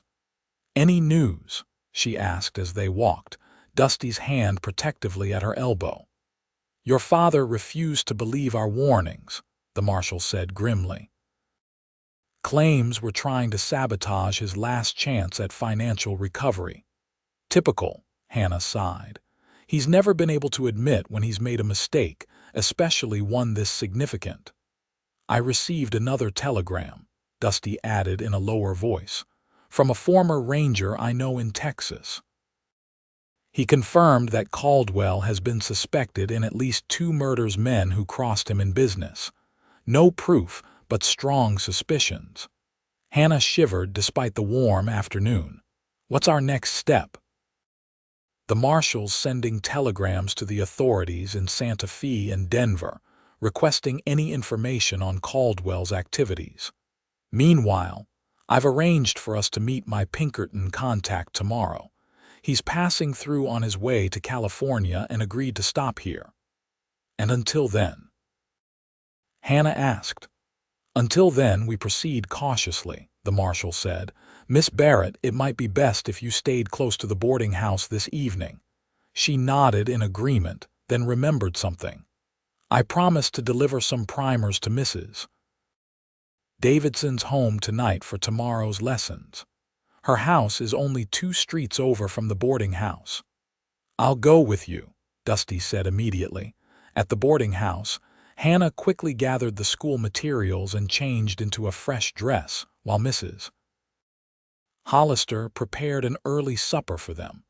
The landlady had been informed of the situation and was as concerned as the rest of them. "Be careful out there," she warned as Hannah and Dusty prepared to leave for Mrs. Davidson's house. "That Caldwell fellow came by here looking for you earlier. Said he wanted to discuss your answer to his proposal." Hannah tensed. "What did you tell him?" "That you were teaching and wouldn't return until evening. He seemed displeased, said he'd call again tomorrow." Dusty's expression darkened. "We need to be extra vigilant. Caldwell may be growing impatient." The walk to Mrs. Davidson's house was uneventful, but Hannah was acutely aware of Dusty's alertness, his eyes constantly scanning their surroundings. After delivering the primers and declining Mrs. Davidson's invitation to stay for tea, they headed back toward the boarding house. The sun was setting, casting long shadows across the quiet streets of Cottonwood Springs. They were passing an alleyway between the general store and the blacksmith shop when Dusty suddenly stiffened, his hand moving to his gun. "What is it?" Hannah whispered, alarmed by his reaction. "Thought I saw something move in the alley," he murmured. "Stay close." They continued walking, Dusty positioning himself between Hannah and the alley. They had gone only a few steps when a figure stepped out onto the street ahead of them: James Caldwell, his expression unreadable in the fading light. "Miss Barrett," he called, his voice pleasant but with an underlying edge. "I've been looking for you. I was hoping we might have that discussion about my proposal." Hannah felt Dusty's hand at her back, steadying her. "Mr. Caldwell," she replied, keeping her voice even. "I'm afraid this isn't a convenient time. Perhaps tomorrow." "I think now would be better," Caldwell interrupted, taking a step toward them. "I've been patient, but my patience has limits. Have you considered my offer of courtship?"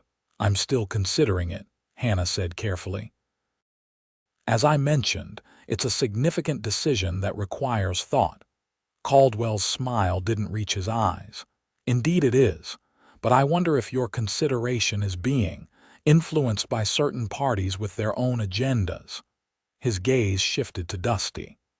"Mr. Remington seems very protective of you. One might almost think he has personal reasons for wanting to keep you from accepting my proposal." "My only agenda is Hannah's safety and happiness," Dusty replied evenly. "Something you seem less concerned with than your own interests." Caldwell's expression hardened. "Be careful, Cowboy. You're making accusations you can't back up." "Am I?" Dusty countered. "I think we both know exactly what kind of man you are, Caldwell. Or should I say, Caldwell who finances Carson Fletcher's gang." The change in Caldwell was immediate and chilling. The veneer of civilization dropped away, revealing something cold and deadly beneath. "You've been asking questions about me," he said softly. "That's a dangerous hobby, Remington." "Not as dangerous as the company you keep," Dusty replied, his hand hovering near his holster. Hannah stepped forward, desperate to prevent the confrontation from escalating. "Mr. Caldwell, whatever business you have with Mr. Remington is separate from your proposal to me. I give you my word that I will provide you with an answer by the end of the week, as we agreed." Caldwell studied her for a long moment, then inclined his head slightly. "Very well, Miss Barrett. I look forward to your answer, but I would advise you to consider carefully who you trust. Some men have hidden motives." His gaze flicked to Dusty again, a threat implicit in the look. "Good evening to you both." He turned and walked away, his gait unhurried, confident. Hannah released a shaky breath once he was out of earshot. "He knows we're investigating him," she whispered. "Yes," Dusty agreed grimly, "and that makes him even more dangerous. Come on, we need to get back to the boarding house." They walked quickly, Dusty's hand now firmly grasping his gun. The encounter with Caldwell had shifted something, turning what had been suspicion and caution into open hostility. At the boarding house, they found the marshal waiting for them in the parlor, his expression grave. "I was about to come looking for you," he said. "There's been a development." "What kind of development?" Dusty asked, helping Hannah remove her shawl. "Two men rode into town about an hour ago. Rough-looking types, asking questions about a man matching your description, Remington. When I approached them, they claimed to be cattle buyers, but their guns told a different story." Dusty's jaw tightened. Caldwell's not wasting any time. He must have telegraphed for reinforcements as soon as he suspected we were onto him. "That's my guess," the marshal agreed. "I've deputized a couple of reliable men to help keep watch, but if these fellows are part of Fletcher's gang, we could be in for serious trouble." Hannah sank onto the sofa, the reality of the situation hitting her anew. "This is all my fault. If I had just gone along with my father's arrangement—" "Don't even think that," Dusty said firmly, sitting beside her and taking her hands in his. "None of this is your fault, Hannah. Caldwell and your father set these events in motion long before you refused the marriage. If anything, your refusal may have saved you from a far worse fate." The marshal nodded in agreement. "Remington's right. Based on what we know about Caldwell now, being tied to him would have put you in constant danger. At least this way, we have a chance to expose him for what he really is." "But at what cost?" Hannah asked, looking at Dusty with concern. "These men are clearly here for you." "Let them come," Dusty said, a hard edge to his voice. "I've been hunting Fletcher for 4 years. If Caldwell leads me to him, that's almost worth the trouble." The marshal frowned. "Don't let your personal vendetta cloud your judgment, Remington. We need to be smart about this. Our priority should be keeping Miss Barrett safe and gathering enough evidence against Caldwell to have him arrested legally." "And how do we do that, when he has hired guns in town and the law in Santa Fe seems uninterested in investigating him?" Dusty challenged. "My Pinkerton contact arrives tomorrow," the marshal reminded him. "He may have resources we don't. Until then, we stay vigilant and protect Hannah." Dusty reluctantly agreed to this plan, though Hannah could see the restlessness in him, the desire to take action rather than wait. After the marshal left, promising to check in regularly throughout the night, Mrs. Hollister served a simple dinner which neither Hannah nor Dusty had much appetite for. "You should try to rest," Dusty told Hannah as they sat in the parlor afterward. "Tomorrow may be a long day." "I doubt I could sleep," she admitted. "Not with everything that's happening." He smiled sympathetically. "I know the feeling. When I first set out after Fletcher, I don't think I slept more than 2 hours at a stretch for months." "Tell me about your brother," Hannah said softly. "If you don't mind talking about him." Dusty was quiet for a moment, his gaze distant. "Daniel was the best of us," he finally said. "Smart, kind, always looking out for others. He was only 17 when he took the job guarding that payroll shipment, wanted to earn enough money to go to college back east. He had dreams of becoming a doctor." Hannah reached out and took his hand. "He sounds wonderful." He was. "After our parents died, I did my best to raise him right, but the truth is he raised himself. Had a natural goodness to him that I've never seen in anyone else." Dusty's voice roughened with emotion. "Until I met you." Hannah's breath caught at the unexpected words. "Dusty." "I mean it, Hannah. The way you stood up to your father, the courage you've shown in the face of Caldwell's threats, your kindness to everyone around you, it reminds me of Daniel. He would have liked you very much." The simple statement touched Hannah deeply. "I wish I could have known him." "So do I." Dusty squeezed her hand gently. "When I find Fletcher after justice is done, I've been thinking a lot about what comes next. For the first time in 4 years, I'm allowing myself to imagine a future beyond revenge." Hannah's heart quickened. "What kind of future?" His blue eyes met hers, earnest and vulnerable in a way she hadn't seen before. One with purpose, with meaning, maybe even. He hesitated, then continued softly, "With love." The word hung in the air between them, full of possibility. Hannah found herself leaning toward him almost unconsciously, drawn by the emotion in his gaze. "Dusty," she whispered, "when we first met, I thought you were just passing through my life, a moment of kindness in a desperate situation. But now—" "Now," he prompted when she trailed off. "Now, I can't imagine my life without you in it," she admitted, the words rushing out before she could reconsider them. "And that terrifies me because everything is happening so fast, and there's so much danger around us, and I hardly know who I am anymore, let alone what future I want." Dusty silenced her with a gentle finger against her lips. "Hannah," he said softly, "I know it's fast. I know it's complicated. But some things don't need time to be true. I've been wandering for 4 years, and the moment I saw you being dragged across that dusty street, something in me recognized something in you. Like I'd been looking for you without even knowing it." Hannah's eyes filled with tears at the simple, heartfelt declaration. "I felt it too," she whispered. "Even in the midst of all that chaos, when you stepped forward, it was like finally being able to breathe after years of suffocation." Dusty's hand moved to cup her cheek, his touch reverent. "Whatever happens tomorrow, or the next day, or the day after that, know that meeting you has changed everything for me. And if we get through this, I want to explore what that change means. Together." "Together," Hannah echoed, her heart full to bursting. For a moment, they simply gazed at each other, the connection between them palpable. Then, slowly, Dusty leaned forward.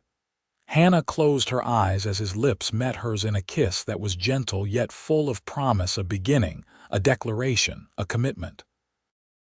When they parted, Dusty rested his forehead against hers. "We should probably both try to get some rest now," he murmured. "Tomorrow will be challenging enough without exhaustion to contend with." Hannah nodded reluctantly. "You're right. But I'm glad we had this conversation first. Whatever happens, I needed you to know how I feel." "As did I," Dusty replied, rising and helping her to her feet. "Sweet dreams, Hannah Barrett. I'll be right down here if you need anything." As Hannah climbed the stairs to her room, her heart lighter despite the dangers that surrounded them, she allowed herself a moment of pure hope. If they could just get through the next few days, expose Caldwell for what he was, perhaps there really could be a future for her, and Dusty a future neither of them had imagined when he first stepped forward to change her fate. Dawn broke with a golden light that belied the tension in Cottonwood Springs. Hannah rose early, having slept better than expected despite her concerns. The memory of Dusty's kiss and his heartfelt words had carried her into dreams that, for once, held more promise than fear. She dressed with care in a practical blue skirt and white shirtwaist, then pinned her hair in a simple style. Today would bring the Pinkerton agent and with him, hopefully, the evidence they needed against Caldwell. But it might also bring confrontation, perhaps even violence. She needed to be prepared for anything. Downstairs, she found Dusty already awake and alert, cleaning his revolver at the dining table. He looked up as she entered, his face lighting with a smile that made her heart skip. "Good morning," he said, setting aside his gun. "You look rested." "I am, surprisingly," she replied, returning his smile. "Any news?" The marshal stopped by at first light. "No trouble during the night, but those two men are still in town, staying at the hotel, and Caldwell's been seen at your father's house again." Hannah frowned. "I'm worried about my father. Despite everything, I don't want him hurt." The marshal warned him again, but he's still not listening, Dusty said with a shake of his head. "Some men can't see danger even when it's staring them in the face." Mrs. Hollister emerged from the kitchen with coffee and biscuits. "Eat up, both of you," she urged. "No telling when you'll get another chance today." They ate quickly, discussing their plans for the day. The Pinkerton agent, a man named Harley Jenkins, was due on the morning stage. Once he arrived, they would meet at the marshal's office to share information and determine their next steps. "I still think you should stay here while we meet with Jenkins," Dusty told Hannah as they finished breakfast. "The fewer people who see you with us, the better." Hannah shook her head firmly. "I'm as involved in this as anyone. Besides, I may have insights about my father's business dealings that could help establish Caldwell's illegal activities." Dusty knew better than to argue. "Just stay close to me," he conceded. "And if there's any sign of trouble, I'll do exactly as you say," she promised. "I have no desire to be heroic, Dusty. I just want this resolved so we can all move forward with our lives." The look he gave her was filled with tenderness and admiration. "Have I told you lately how remarkable you are, Hannah Barrett?" A blush warmed her cheeks. "Not since last night, no." "Well, you are." He reached across the table and squeezed her hand. And when this is over, a sharp knock at the front door interrupted him. Mrs. Hollister hurried to answer it, returning moments later with Marshal Wilson. "Stage is due in 20 minutes, he announced. "We should head to the depot now if we want to catch Jenkins before anyone else gets to him." They set out immediately, Dusty's hand at the small of Hannah's back in what was becoming a familiar, comforting gesture. The streets were busier than usual, with people going about their morning business. Hannah noticed several curious glances, directed their way news of her defiance, and the mysterious cowboy who had championed her cause had clearly spread throughout the small town. At the stage depot, they positioned themselves strategically visible enough to catch Jenkins' attention when he arrived, but not so obvious as to draw undue notice. The marshal had shown Dusty a description of the Pinkerton agent, tall, lean, with a distinctive scar across his left eyebrow. The stage arrived with its usual cloud of dust and jangling harness. Passengers began to disembark, most looking travel-worn and weary. Hannah scanned the faces, looking for a man matching Jenkins' description. "There," Dusty murmured, nodding toward a tall figure in a dark suit who had just stepped down from the coach. "That's him." The marshal moved forward to intercept Jenkins, engaging him in a brief, quiet conversation. The Pinkerton agent nodded, picked up his valise, and followed Wilson back to where Hannah and Dusty waited.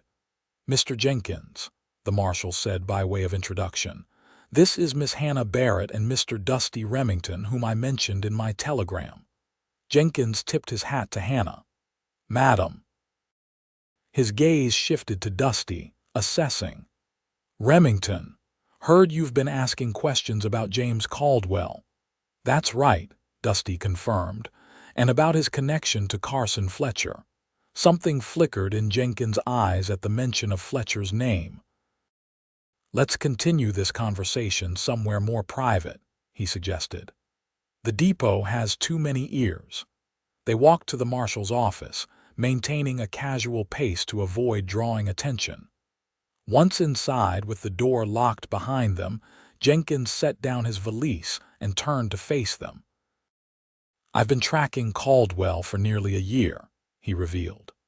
"The Pinkerton agency was hired by several banks that suspect him of financing outlaw gangs across the territory. We know he's connected to at least 3 major robberies in the past 6 months, but proving it has been nearly impossible." "The man is careful. What about his connection to Fletcher specifically?" Dusty asked, his voice tight with controlled emotion. Jenkins nodded grimly.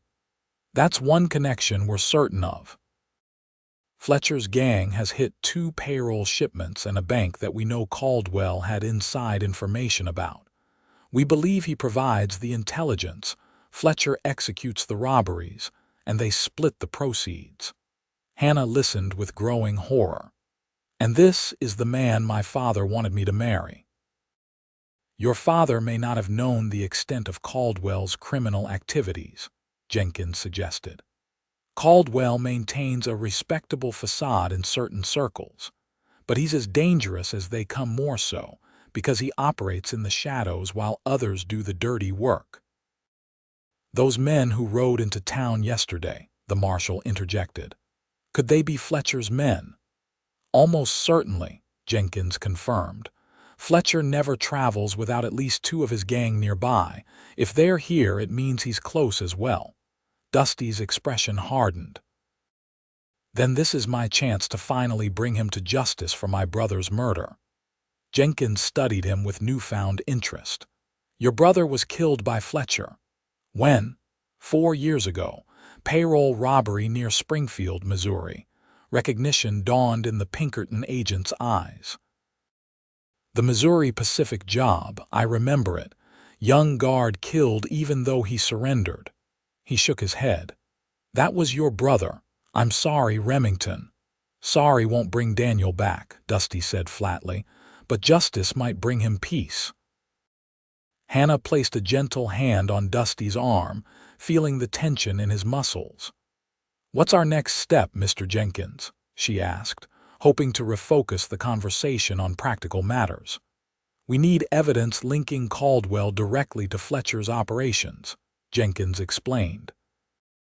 "Without it, he'll simply deny any connection, and his money and influence will protect him.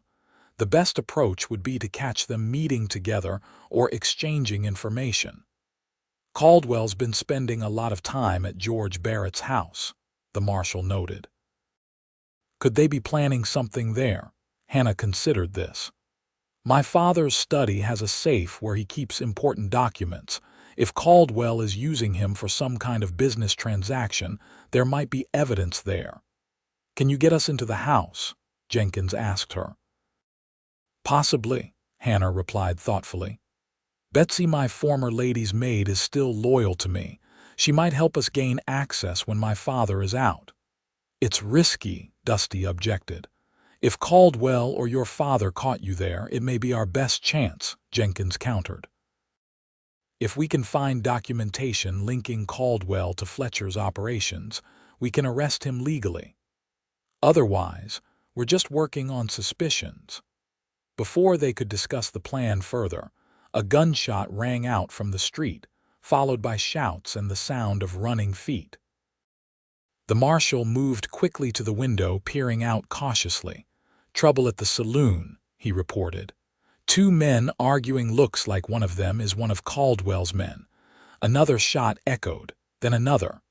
The marshal grabbed his shotgun from the rack on the wall. "I need to deal with this." "Jenkins, stay here with Miss Barrett. Remington, you're deputized if you want to come with me." Dusty hesitated, clearly torn between staying to protect Hannah and helping the marshal. "Go," Hannah urged him. "Mr. Jenkins and I will be fine here." With a nod, Dusty checked his revolver and followed the marshal out, leaving Hannah alone with the Pinkerton agent. "Don't worry, Miss Barrett," Jenkins assured her as he moved away from the windows. "The marshal's office is the safest place in town right now." Hannah wasn't so certain, but she appreciated his attempt to reassure her. "Mr. Jenkins, how dangerous is this situation, truly? I mean for everyone involved, not just myself." The agent considered her question seriously. "Caldwell has a reputation for eliminating problems permanently. If he believes you and Remington are threats to his operations or his freedom, he won't hesitate to have you both killed. And Fletcher is even more ruthless, a cold-blooded killer who enjoys his work." His blunt assessment sent a chill through Hannah. "And my father, is he in danger as well? If Caldwell no longer needs him, or if he becomes a liability?" "Yes, he could be in grave danger." Hannah moved to the window, carefully looking out toward the saloon where a crowd had gathered. She could make out Dusty's tall figure beside the marshal, both men with weapons drawn as they approached the saloon's entrance. "I need to warn my father," she said suddenly. "Whatever his faults, I can't let him be killed because of his foolish trust in Caldwell." Jenkins frowned. "That's not advisable, Miss Barrett. Your father has repeatedly refused to listen to warnings.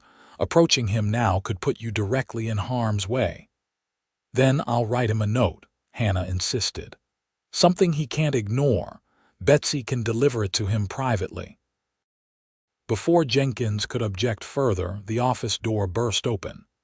Hannah turned, expecting to see the marshal or Dusty returning, but instead found herself facing James Caldwell, a small pistol held casually in his hand. "Miss Barrett," he said smoothly, "and Mr. Jenkins of the Pinkerton Agency. How convenient to find you both together." Jenkins reached for his gun, but Caldwell shook his head. "I wouldn't if I were you. My men have the building surrounded, and at the first sign of trouble, they have orders to burn it to the ground with both of you inside." Hannah's heart raced, but she forced herself to remain outwardly calm. "What do you want, Mr. Caldwell?" "Initially, I wanted a respectable marriage to help legitimize certain business interests," he replied candidly. "But now, I fear my plans have changed. You and your cowboy friend have become rather significant liabilities. If you harm either of us, you'll hang," Hannah said, her voice steadier than she felt. "The marshal and the Pinkerton Agency both know about your connection to Fletcher's gang." Caldwell seemed unconcerned. "Suspicions are not evidence, my dear, and soon the only people who can connect me directly to any illegal activities will be unable to testify." He gestured with his pistol. "Now, both of you are coming with me. My associate, Mr. Fletcher, is eager to renew his acquaintance with your Mr. Remington." Hannah's blood ran cold at the mention of Fletcher. This was a trap. The disturbance at the saloon had been created to draw Dusty and the marshal away, leaving her and Jenkins vulnerable. "We're not going anywhere with you," Jenkins stated firmly. Caldwell's smile was chilling. "I'm afraid you have no choice in the matter." He raised his voice slightly. "Gentlemen, if you please." The back door of the office crashed open and two armed men burst in, guns trained on Hannah and Jenkins. One of them quickly disarmed the Pinkerton agent while the other grabbed Hannah roughly by the arm. "Take them to the Barrett house," Caldwell ordered. "And make sure no one sees you. We'll go out the back way." Hannah struggled against her captor's grip. "You won't get away with this," she said, her voice shaking with fear and anger. "Dusty Remington will what?" Caldwell interrupted with a cold laugh. "Rush to your rescue again. I'm counting on it, my dear. That's precisely what we want him to do." The realization hit Hannah like a physical blow. They were using her as bait to lure Dusty into a trap set by the very man who had murdered his brother. As they were forced out the back door of the marshal's office and into a waiting wagon, Hannah could only hope that Dusty would somehow sense the danger and stay away. But in her heart, she knew that was impossible. He would come for her, just as he had that first day in the dusty street. And this time, it might cost him his life. Hannah and Jenkins were taken to her father's house and escorted roughly to the study, where George Barrett sat behind his desk, his face pale and drawn. His eyes widened in shock at the sight of his daughter being pushed into the room by armed men. "Hannah," he exclaimed, half rising from his chair. "What is the meaning of this, Caldwell?" Caldwell entered behind them, holstering his small pistol. "A change of plans, George. Your daughter and her friends have been making inquiries about my business affairs, inquiries that could prove quite inconvenient." Barrett looked bewildered. "I don't understand. What does this have to do with our arrangement?" "There is no arrangement anymore," Caldwell said coldly. "Thanks to your daughter's stubbornness and her cowboy champion, my operations in this territory are now compromised. Fortunately, my associate Mr. Fletcher has a personal score to settle with Remington, so our interests align rather neatly." For the first time, Hannah saw real fear in her father's eyes as he began to understand the situation. You're not just a businessman, are you?" he asked Caldwell. "I'm a businessman," Caldwell replied with a thin smile. "Just not the kind you thought. And now, thanks to your poor judgment and your daughter's defiance, you've become a liability rather than an asset." Barrett paled further. "What are you going to do?"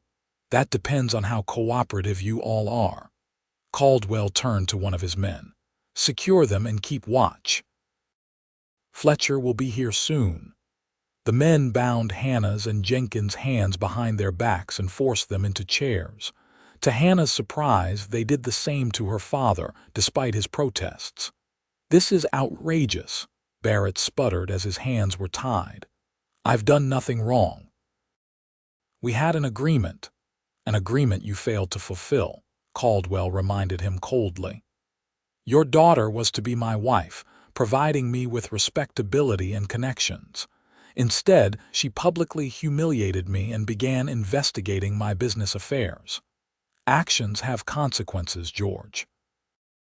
Once they were secured, Caldwell's men took up positions by the doors while Caldwell himself poured a drink from the decanter on Barrett's desk, making himself at home.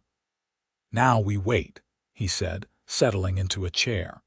"Remington will come looking for Miss Barrett once he realizes she's missing. And when he does, Fletcher will be waiting."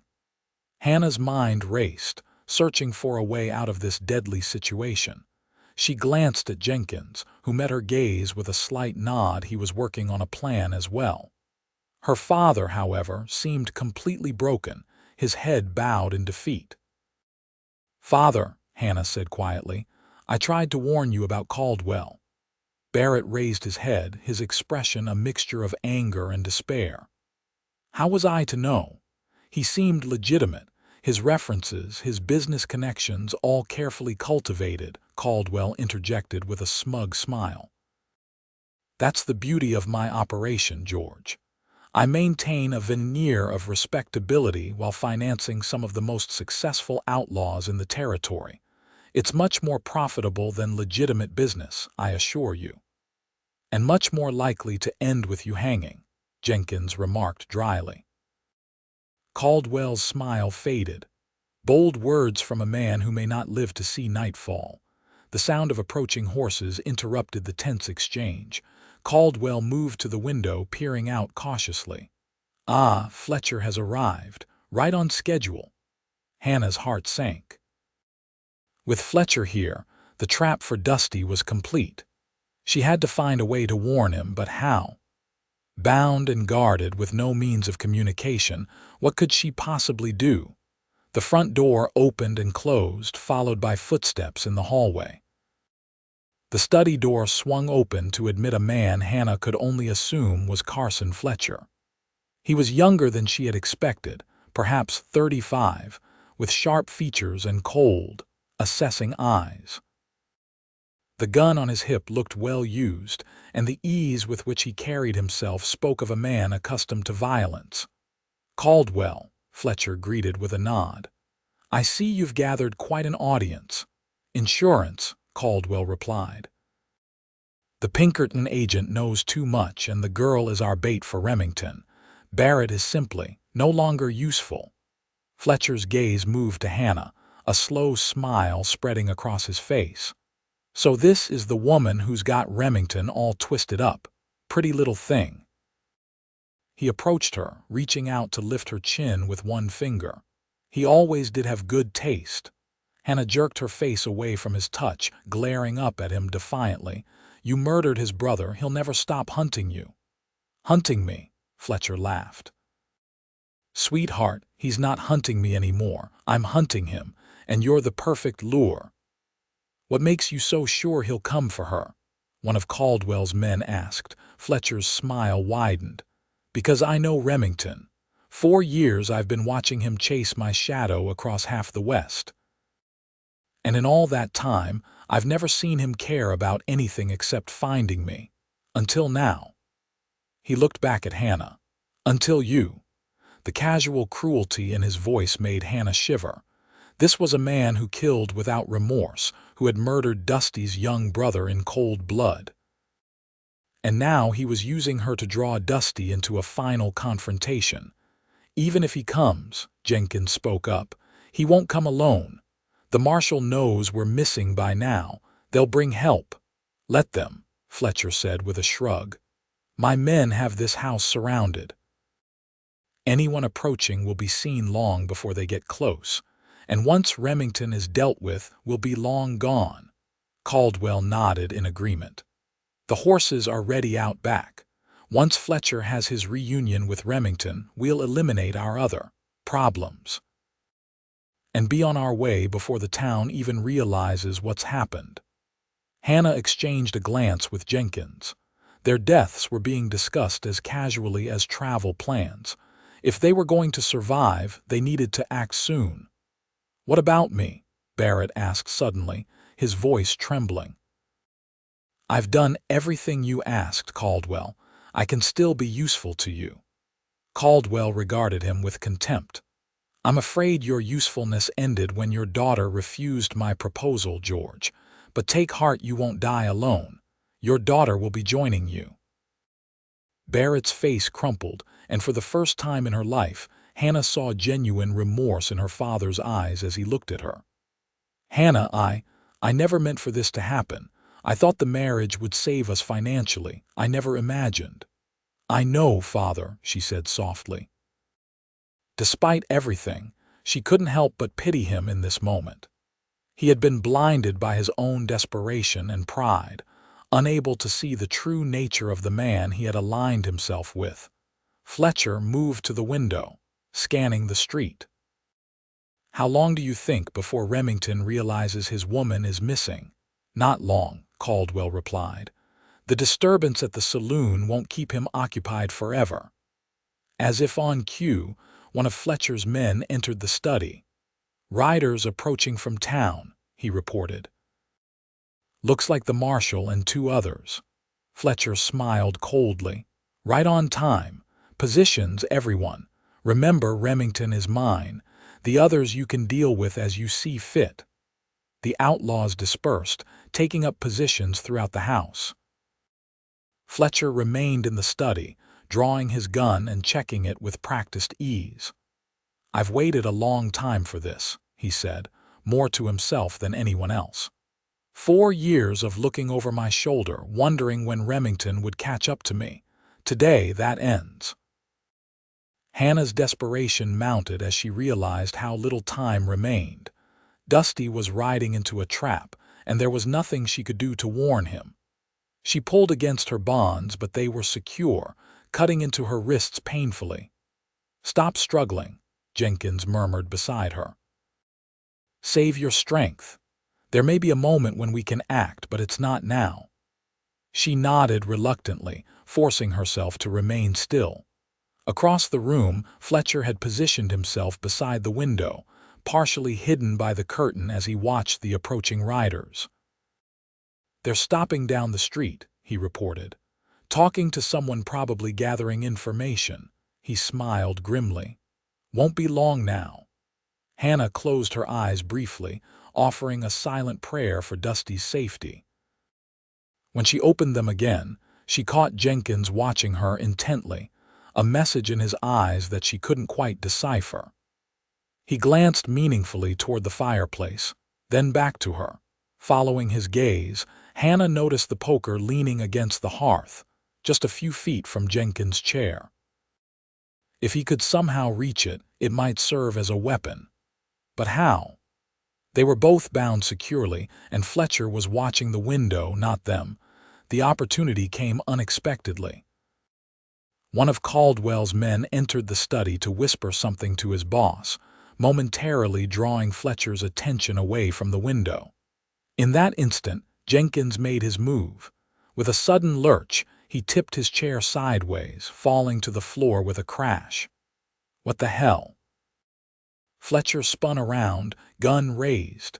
"Sorry," Jenkins grunted. "Lost my balance." Fletcher glared at him suspiciously, but turned back to the window when one of his men called out that the riders were moving again. While attention was diverted, Jenkins managed to scoot his chair closer to the fireplace, inch by painful inch. Hannah understood his plan now. If he could get close enough to the poker, he might be able to use it to cut through his bonds. But he needed a distraction, something to keep Fletcher and Caldwell from noticing what he was doing. Taking a deep breath, Hannah decided to provide that distraction. "Mr. Caldwell," she called, her voice deliberately loud, "I want to make you an offer." Caldwell turned to her with raised eyebrows. "An offer? How amusing. What could you possibly offer me now, Miss Barrett?" "Information," she replied, thinking quickly.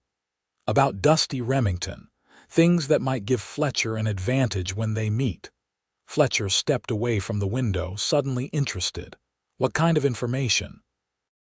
"His shooting style, for instance," Hannah improvised. "He favors his right hand but can shoot with his left if necessary, and he tends to aim high when firing quickly."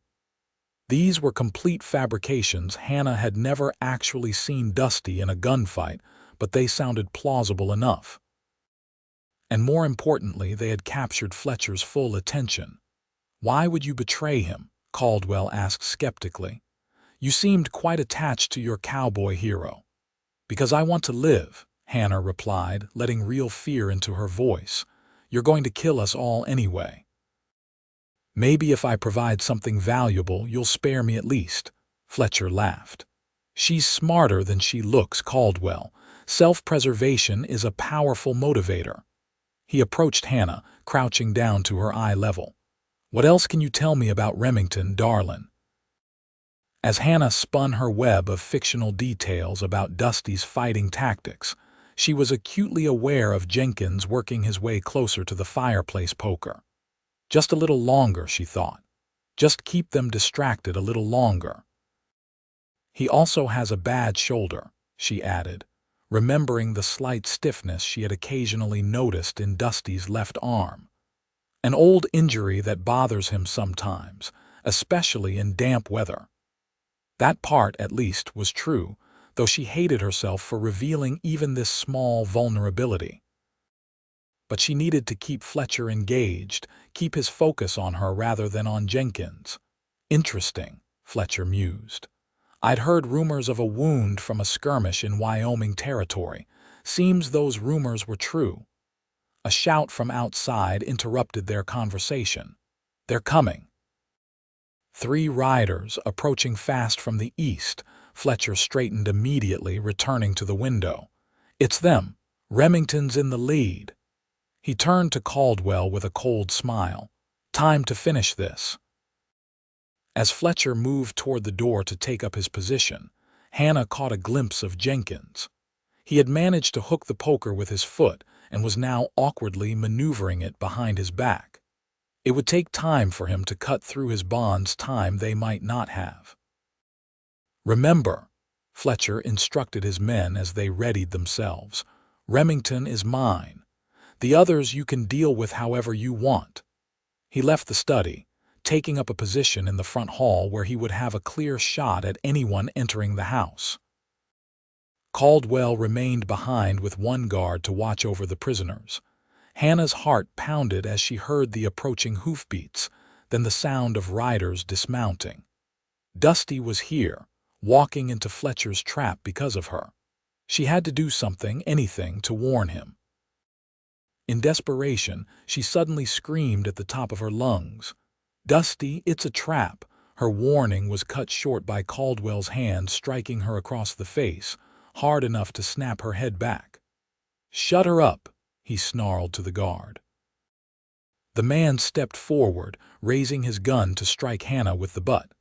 Before he could land the blow, however, there was a commotion outside, gunshots, shouting, the sound of breaking glass. "What the hell?" Caldwell moved to the window, peering out cautiously. His face darkened. "There are more than 3 of them. It's an ambush." More gunfire erupted, followed by the sound of men running through the house. The door to the study burst open and one of Fletcher's men staggered in, blood streaming from a wound in his shoulder. "We're surrounded," he gasped. "They brought half the town with them." Caldwell's expression hardened. "We need to get out now, through the back." He turned to the guard. "Kill them, all 3 of them, then meet us at the rendezvous point." As Caldwell hurried from the room, the guard raised his gun, aiming first at Jenkins. But before he could fire, the Pinkerton agent made his move. With a sudden surge of strength, he broke free of his partially cut bonds and lunged forward, swinging the poker he had managed to grasp. The heavy iron connected with the guard's arm, sending his shot wild. Jenkins followed through with another swing that caught the man in the temple, dropping him unconscious to the floor. "Quick," Jenkins gasped, moving to free Hannah. "We don't have much time." Outside, the gunfight intensified. Hannah could hear Dusty's voice calling her name, searching for her amidst the chaos. As Jenkins cut through her bonds, she looked to her father. "Free him too," she insisted, even as she rubbed her wrists to restore circulation. Jenkins hesitated only briefly before moving to release Barrett. "Stay low," he instructed both of them. "This isn't over yet." No sooner had he spoken than the door crashed open again. Hannah's heart leaped to her throat, fearing it was Caldwell returning, but instead she saw Dusty standing there, his gun drawn, his face a mask of relieved concern when he spotted her. "Hannah." He crossed the room in 3 long strides, pulling her into a one-armed embrace while keeping his gun ready. "Are you hurt?" "No," she assured him, clinging to him briefly before pulling back. "But Caldwell and Fletcher are trying to escape through the back of the house." Dusty's expression darkened at Fletcher's name. "The marshal and his deputies are covering the rear. They won't get far." He looked to Jenkins. "Can you get them to safety?" The Pinkerton agent nodded, retrieving the fallen guard's gun. "Go. We'll make our way out the front." Dusty's gaze returned to Hannah, a world of emotion in his blue eyes. "Stay with Jenkins. I'll come for you when this is over." Before she could respond, he was gone, moving through the house in pursuit of the men who had orchestrated this deadly trap. Jenkins led Hannah and her father cautiously toward the front of the house. The gunfire had mostly ceased, suggesting that the battle was moving away from the building, likely following the fleeing outlaws. They had just reached the front hall when a figure stepped out from a side room blocking their path. Carson Fletcher, his face twisted with fury, a gun in his hand. "Well, well," he snarled. Leaving so soon, Jenkins pushed Hannah behind him, raising his own weapon. "It's over, Fletcher. The house is surrounded." "Maybe so," Fletcher conceded, his eyes darting between them. "But I can still take a few of you with me, starting with Remington's woman." He raised his gun, aiming at Hannah. Jenkins fired first, his shot catching Fletcher in the shoulder. The outlaw staggered but didn't fall, returning fire with deadly accuracy. Jenkins jerked backward, hit in the chest, collapsing to the floor.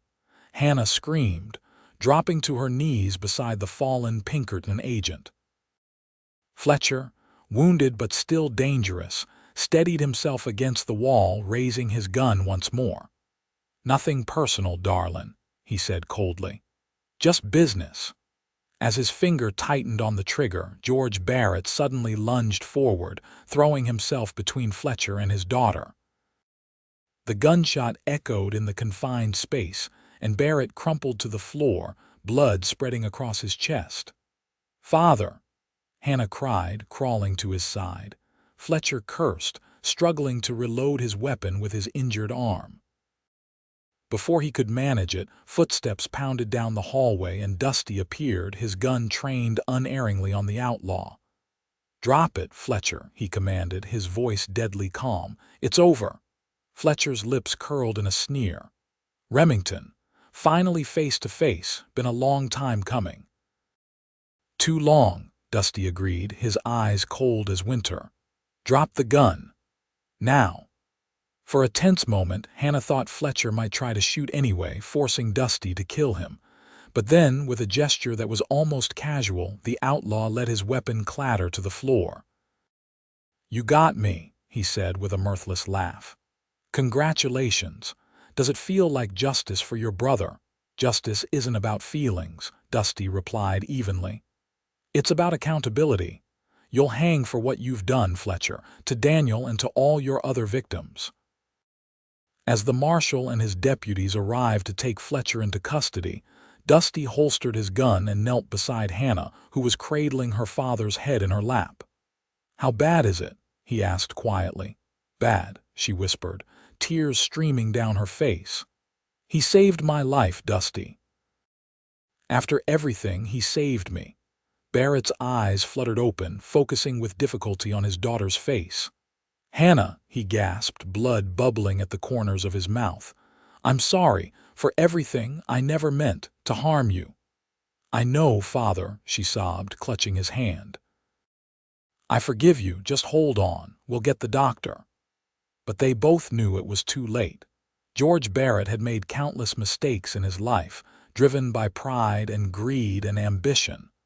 But in his final act, he had chosen sacrifice over self-preservation, redemption over escape. "Be happy," he whispered, his gaze moving between Hannah and Dusty. "Find happiness." His voice trailed off, his hand going limp in Hannah's grasp. "Father," she called, her voice breaking. "Father," but George Barrett was beyond hearing. With a final, rattling breath, he slipped away, leaving Hannah to mourn not just the father she had lost, but the reconciliation they would never have. Dusty's arm came around her shoulders, supporting her as she wept. "I'm sorry, Hannah," he murmured, his own voice thick with emotion. "I'm so sorry." The marshal approached solemnly. "Fletcher's been secured, and we captured Caldwell trying to escape through the back garden. Jenkins is alive but badly wounded. The doctor's with him now." Dusty nodded acknowledgement, his focus remaining on Hannah. "Give us a moment, Marshal." As Wilson withdrew, Dusty gently helped Hannah to her feet, leading her away from her father's body. "Let's get you out of here," he said softly. "There's nothing more you can do for him now." Hannah allowed herself to be guided out of the house, her mind struggling to process everything that had happened. Her father was dead. Jenkins was gravely wounded. Caldwell and Fletcher were captured. And Dusty had finally achieved the justice he had sought for 4 long years. What did it all mean for them? For the future they had tentatively begun to imagine together. As they emerged onto the porch, the late afternoon sun casting long shadows across the yard, Hannah turned to Dusty. "Is it really over?" she asked, her voice small and uncertain. He nodded, drawing her close. "It's over, Hannah. Fletcher and Caldwell will face justice for their crimes. Your father, he died a hero whatever his flaws, and you're safe. That's what matters most to me." She rested her head against his chest, finding comfort in the steady beat of his heart. "What happens now, Dusty? With your brother's killer caught, where do you go from here?" For a long moment he was silent, his hand gently stroking her hair. When he finally spoke, his voice was soft but certain. "For 4 years I've been living for vengeance for the past. I never thought beyond finding Fletcher." He tilted her chin up, his blue eyes meeting hers with tender intensity. "But now, for the first time, I'm thinking about the future. A future I'd like to build with you, Hannah, if you'll have me." Despite her grief, despite the trauma of the day, Hannah felt a spark of hope ignite within her heart. "Are you saying you want to stay here in Cottonwood Springs?" "I'm saying I want to be wherever you are," he replied simply. "Whether that's here or somewhere else entirely. My home isn't a place anymore, Hannah. It's a person. It's you." The declaration, so honest and heartfelt, brought fresh tears to her eyes, but these were different from the tears of sorrow she had shed for her father. These were tears of possibility, of love found in the most unexpected circumstances. "I love you, Dusty Remington," she whispered, the words coming naturally, as if she had been waiting her whole life to say them. "I think I've loved you since the moment you stepped forward to help me that day in the street." He smiled, the first genuine smile she had seen from him since the ordeal began. "And I love you, Hannah Barrett, more than I ever thought possible." As the sun set on one of the darkest days of Hannah's life, she found herself clinging to the promise of dawn, a new day, a new beginning, with the man who had changed her fate with a single, brave step forward. 6 months later, Cottonwood Springs had settled back into its usual rhythms. The dramatic events of that summer had faded into local legend, retold in the saloon and around dinner tables with increasing embellishment as time passed. James Caldwell and Carson Fletcher had been transported to Santa Fe for trial, both ultimately convicted of multiple crimes. Fletcher was sentenced to hang for the murders he had committed, including that of Daniel Remington, while Caldwell received 20 years in territorial prison for his role in financing the outlaw gang. Harley Jenkins had survived his wounds and, after recovering, had offered Dusty a position with the Pinkerton Agency, an offer Dusty had politely declined. His days of tracking criminals across the West were behind him now. He had found a new purpose, a new life. Hannah stood on the porch of the small house she now shared with Dusty, watching as he approached on horseback, returning from checking the fencing on their modest ranch just outside of town. The winter sun glinted off his fair hair, and his smile widened as he caught sight of her waiting for him. After her father's death, Hannah had inherited his estate, though much of it had been claimed by creditors. What remained had been enough to purchase this property, 10 acres with a solid house and good water access. It wasn't grand, but it was theirs, a place to build the future they had both once thought impossible. Hannah continued teaching at the school, finding fulfillment in shaping young minds, while Dusty had discovered a talent for horse breeding and training. Between her salary and the income from the horses he sold, they lived comfortably, if not lavishly. "How are the fences holding up?" she called as he dismounted and led his horse toward the small stable. Good enough to keep our stubborn gelding from visiting the neighbor's mares again, he replied with a grin. Though I think he's determined to try. Hannah laughed, the sound carrying on the crisp air, like owner, like horse persistent when they want something. Is that so? Dusty finished settling his horse and approached the porch, drawing Hannah into his arms. And what is it I'm persistent about wanting, Mrs. Remington? The name still sent a pleasant shiver through Hannah, even 3 months after their wedding. It had been a simple ceremony in the town church, attended by most of Cottonwood Springs.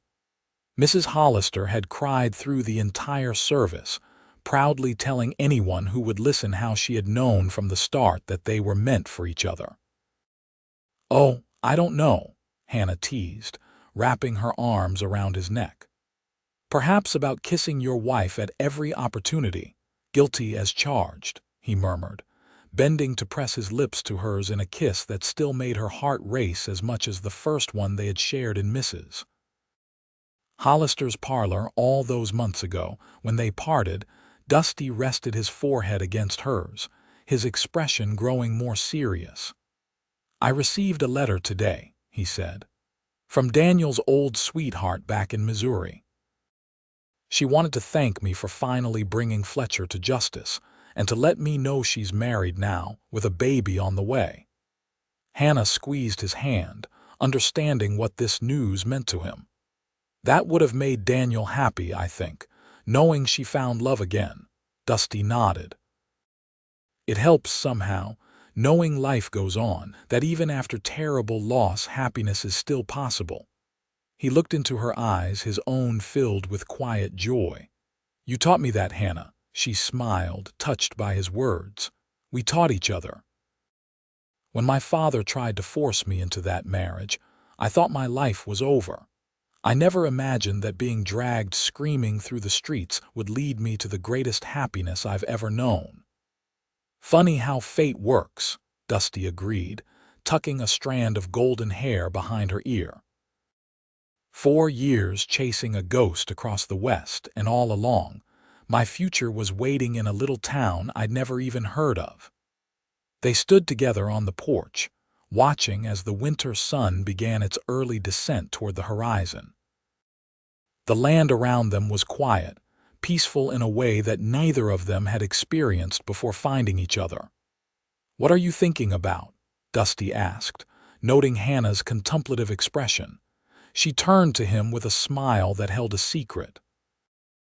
"I was thinking that we might need to add on to the house sooner than we planned." It took a moment for her meaning to register, but when it did, Dusty's eyes widened. "Hannah, are you saying—" "Yes," she confirmed, taking his hand and placing it gently over her still flat stomach. "Dr. Morrison confirmed it yesterday. We're going to have a baby, Dusty, in about 7 months. Joy transformed his features as he swept her into his arms, lifting her feet off the ground in his enthusiasm. "A baby," he repeated in wonder. "Our baby." As he set her down gently, mindful now of her condition, Hannah saw tears glistening in his eyes.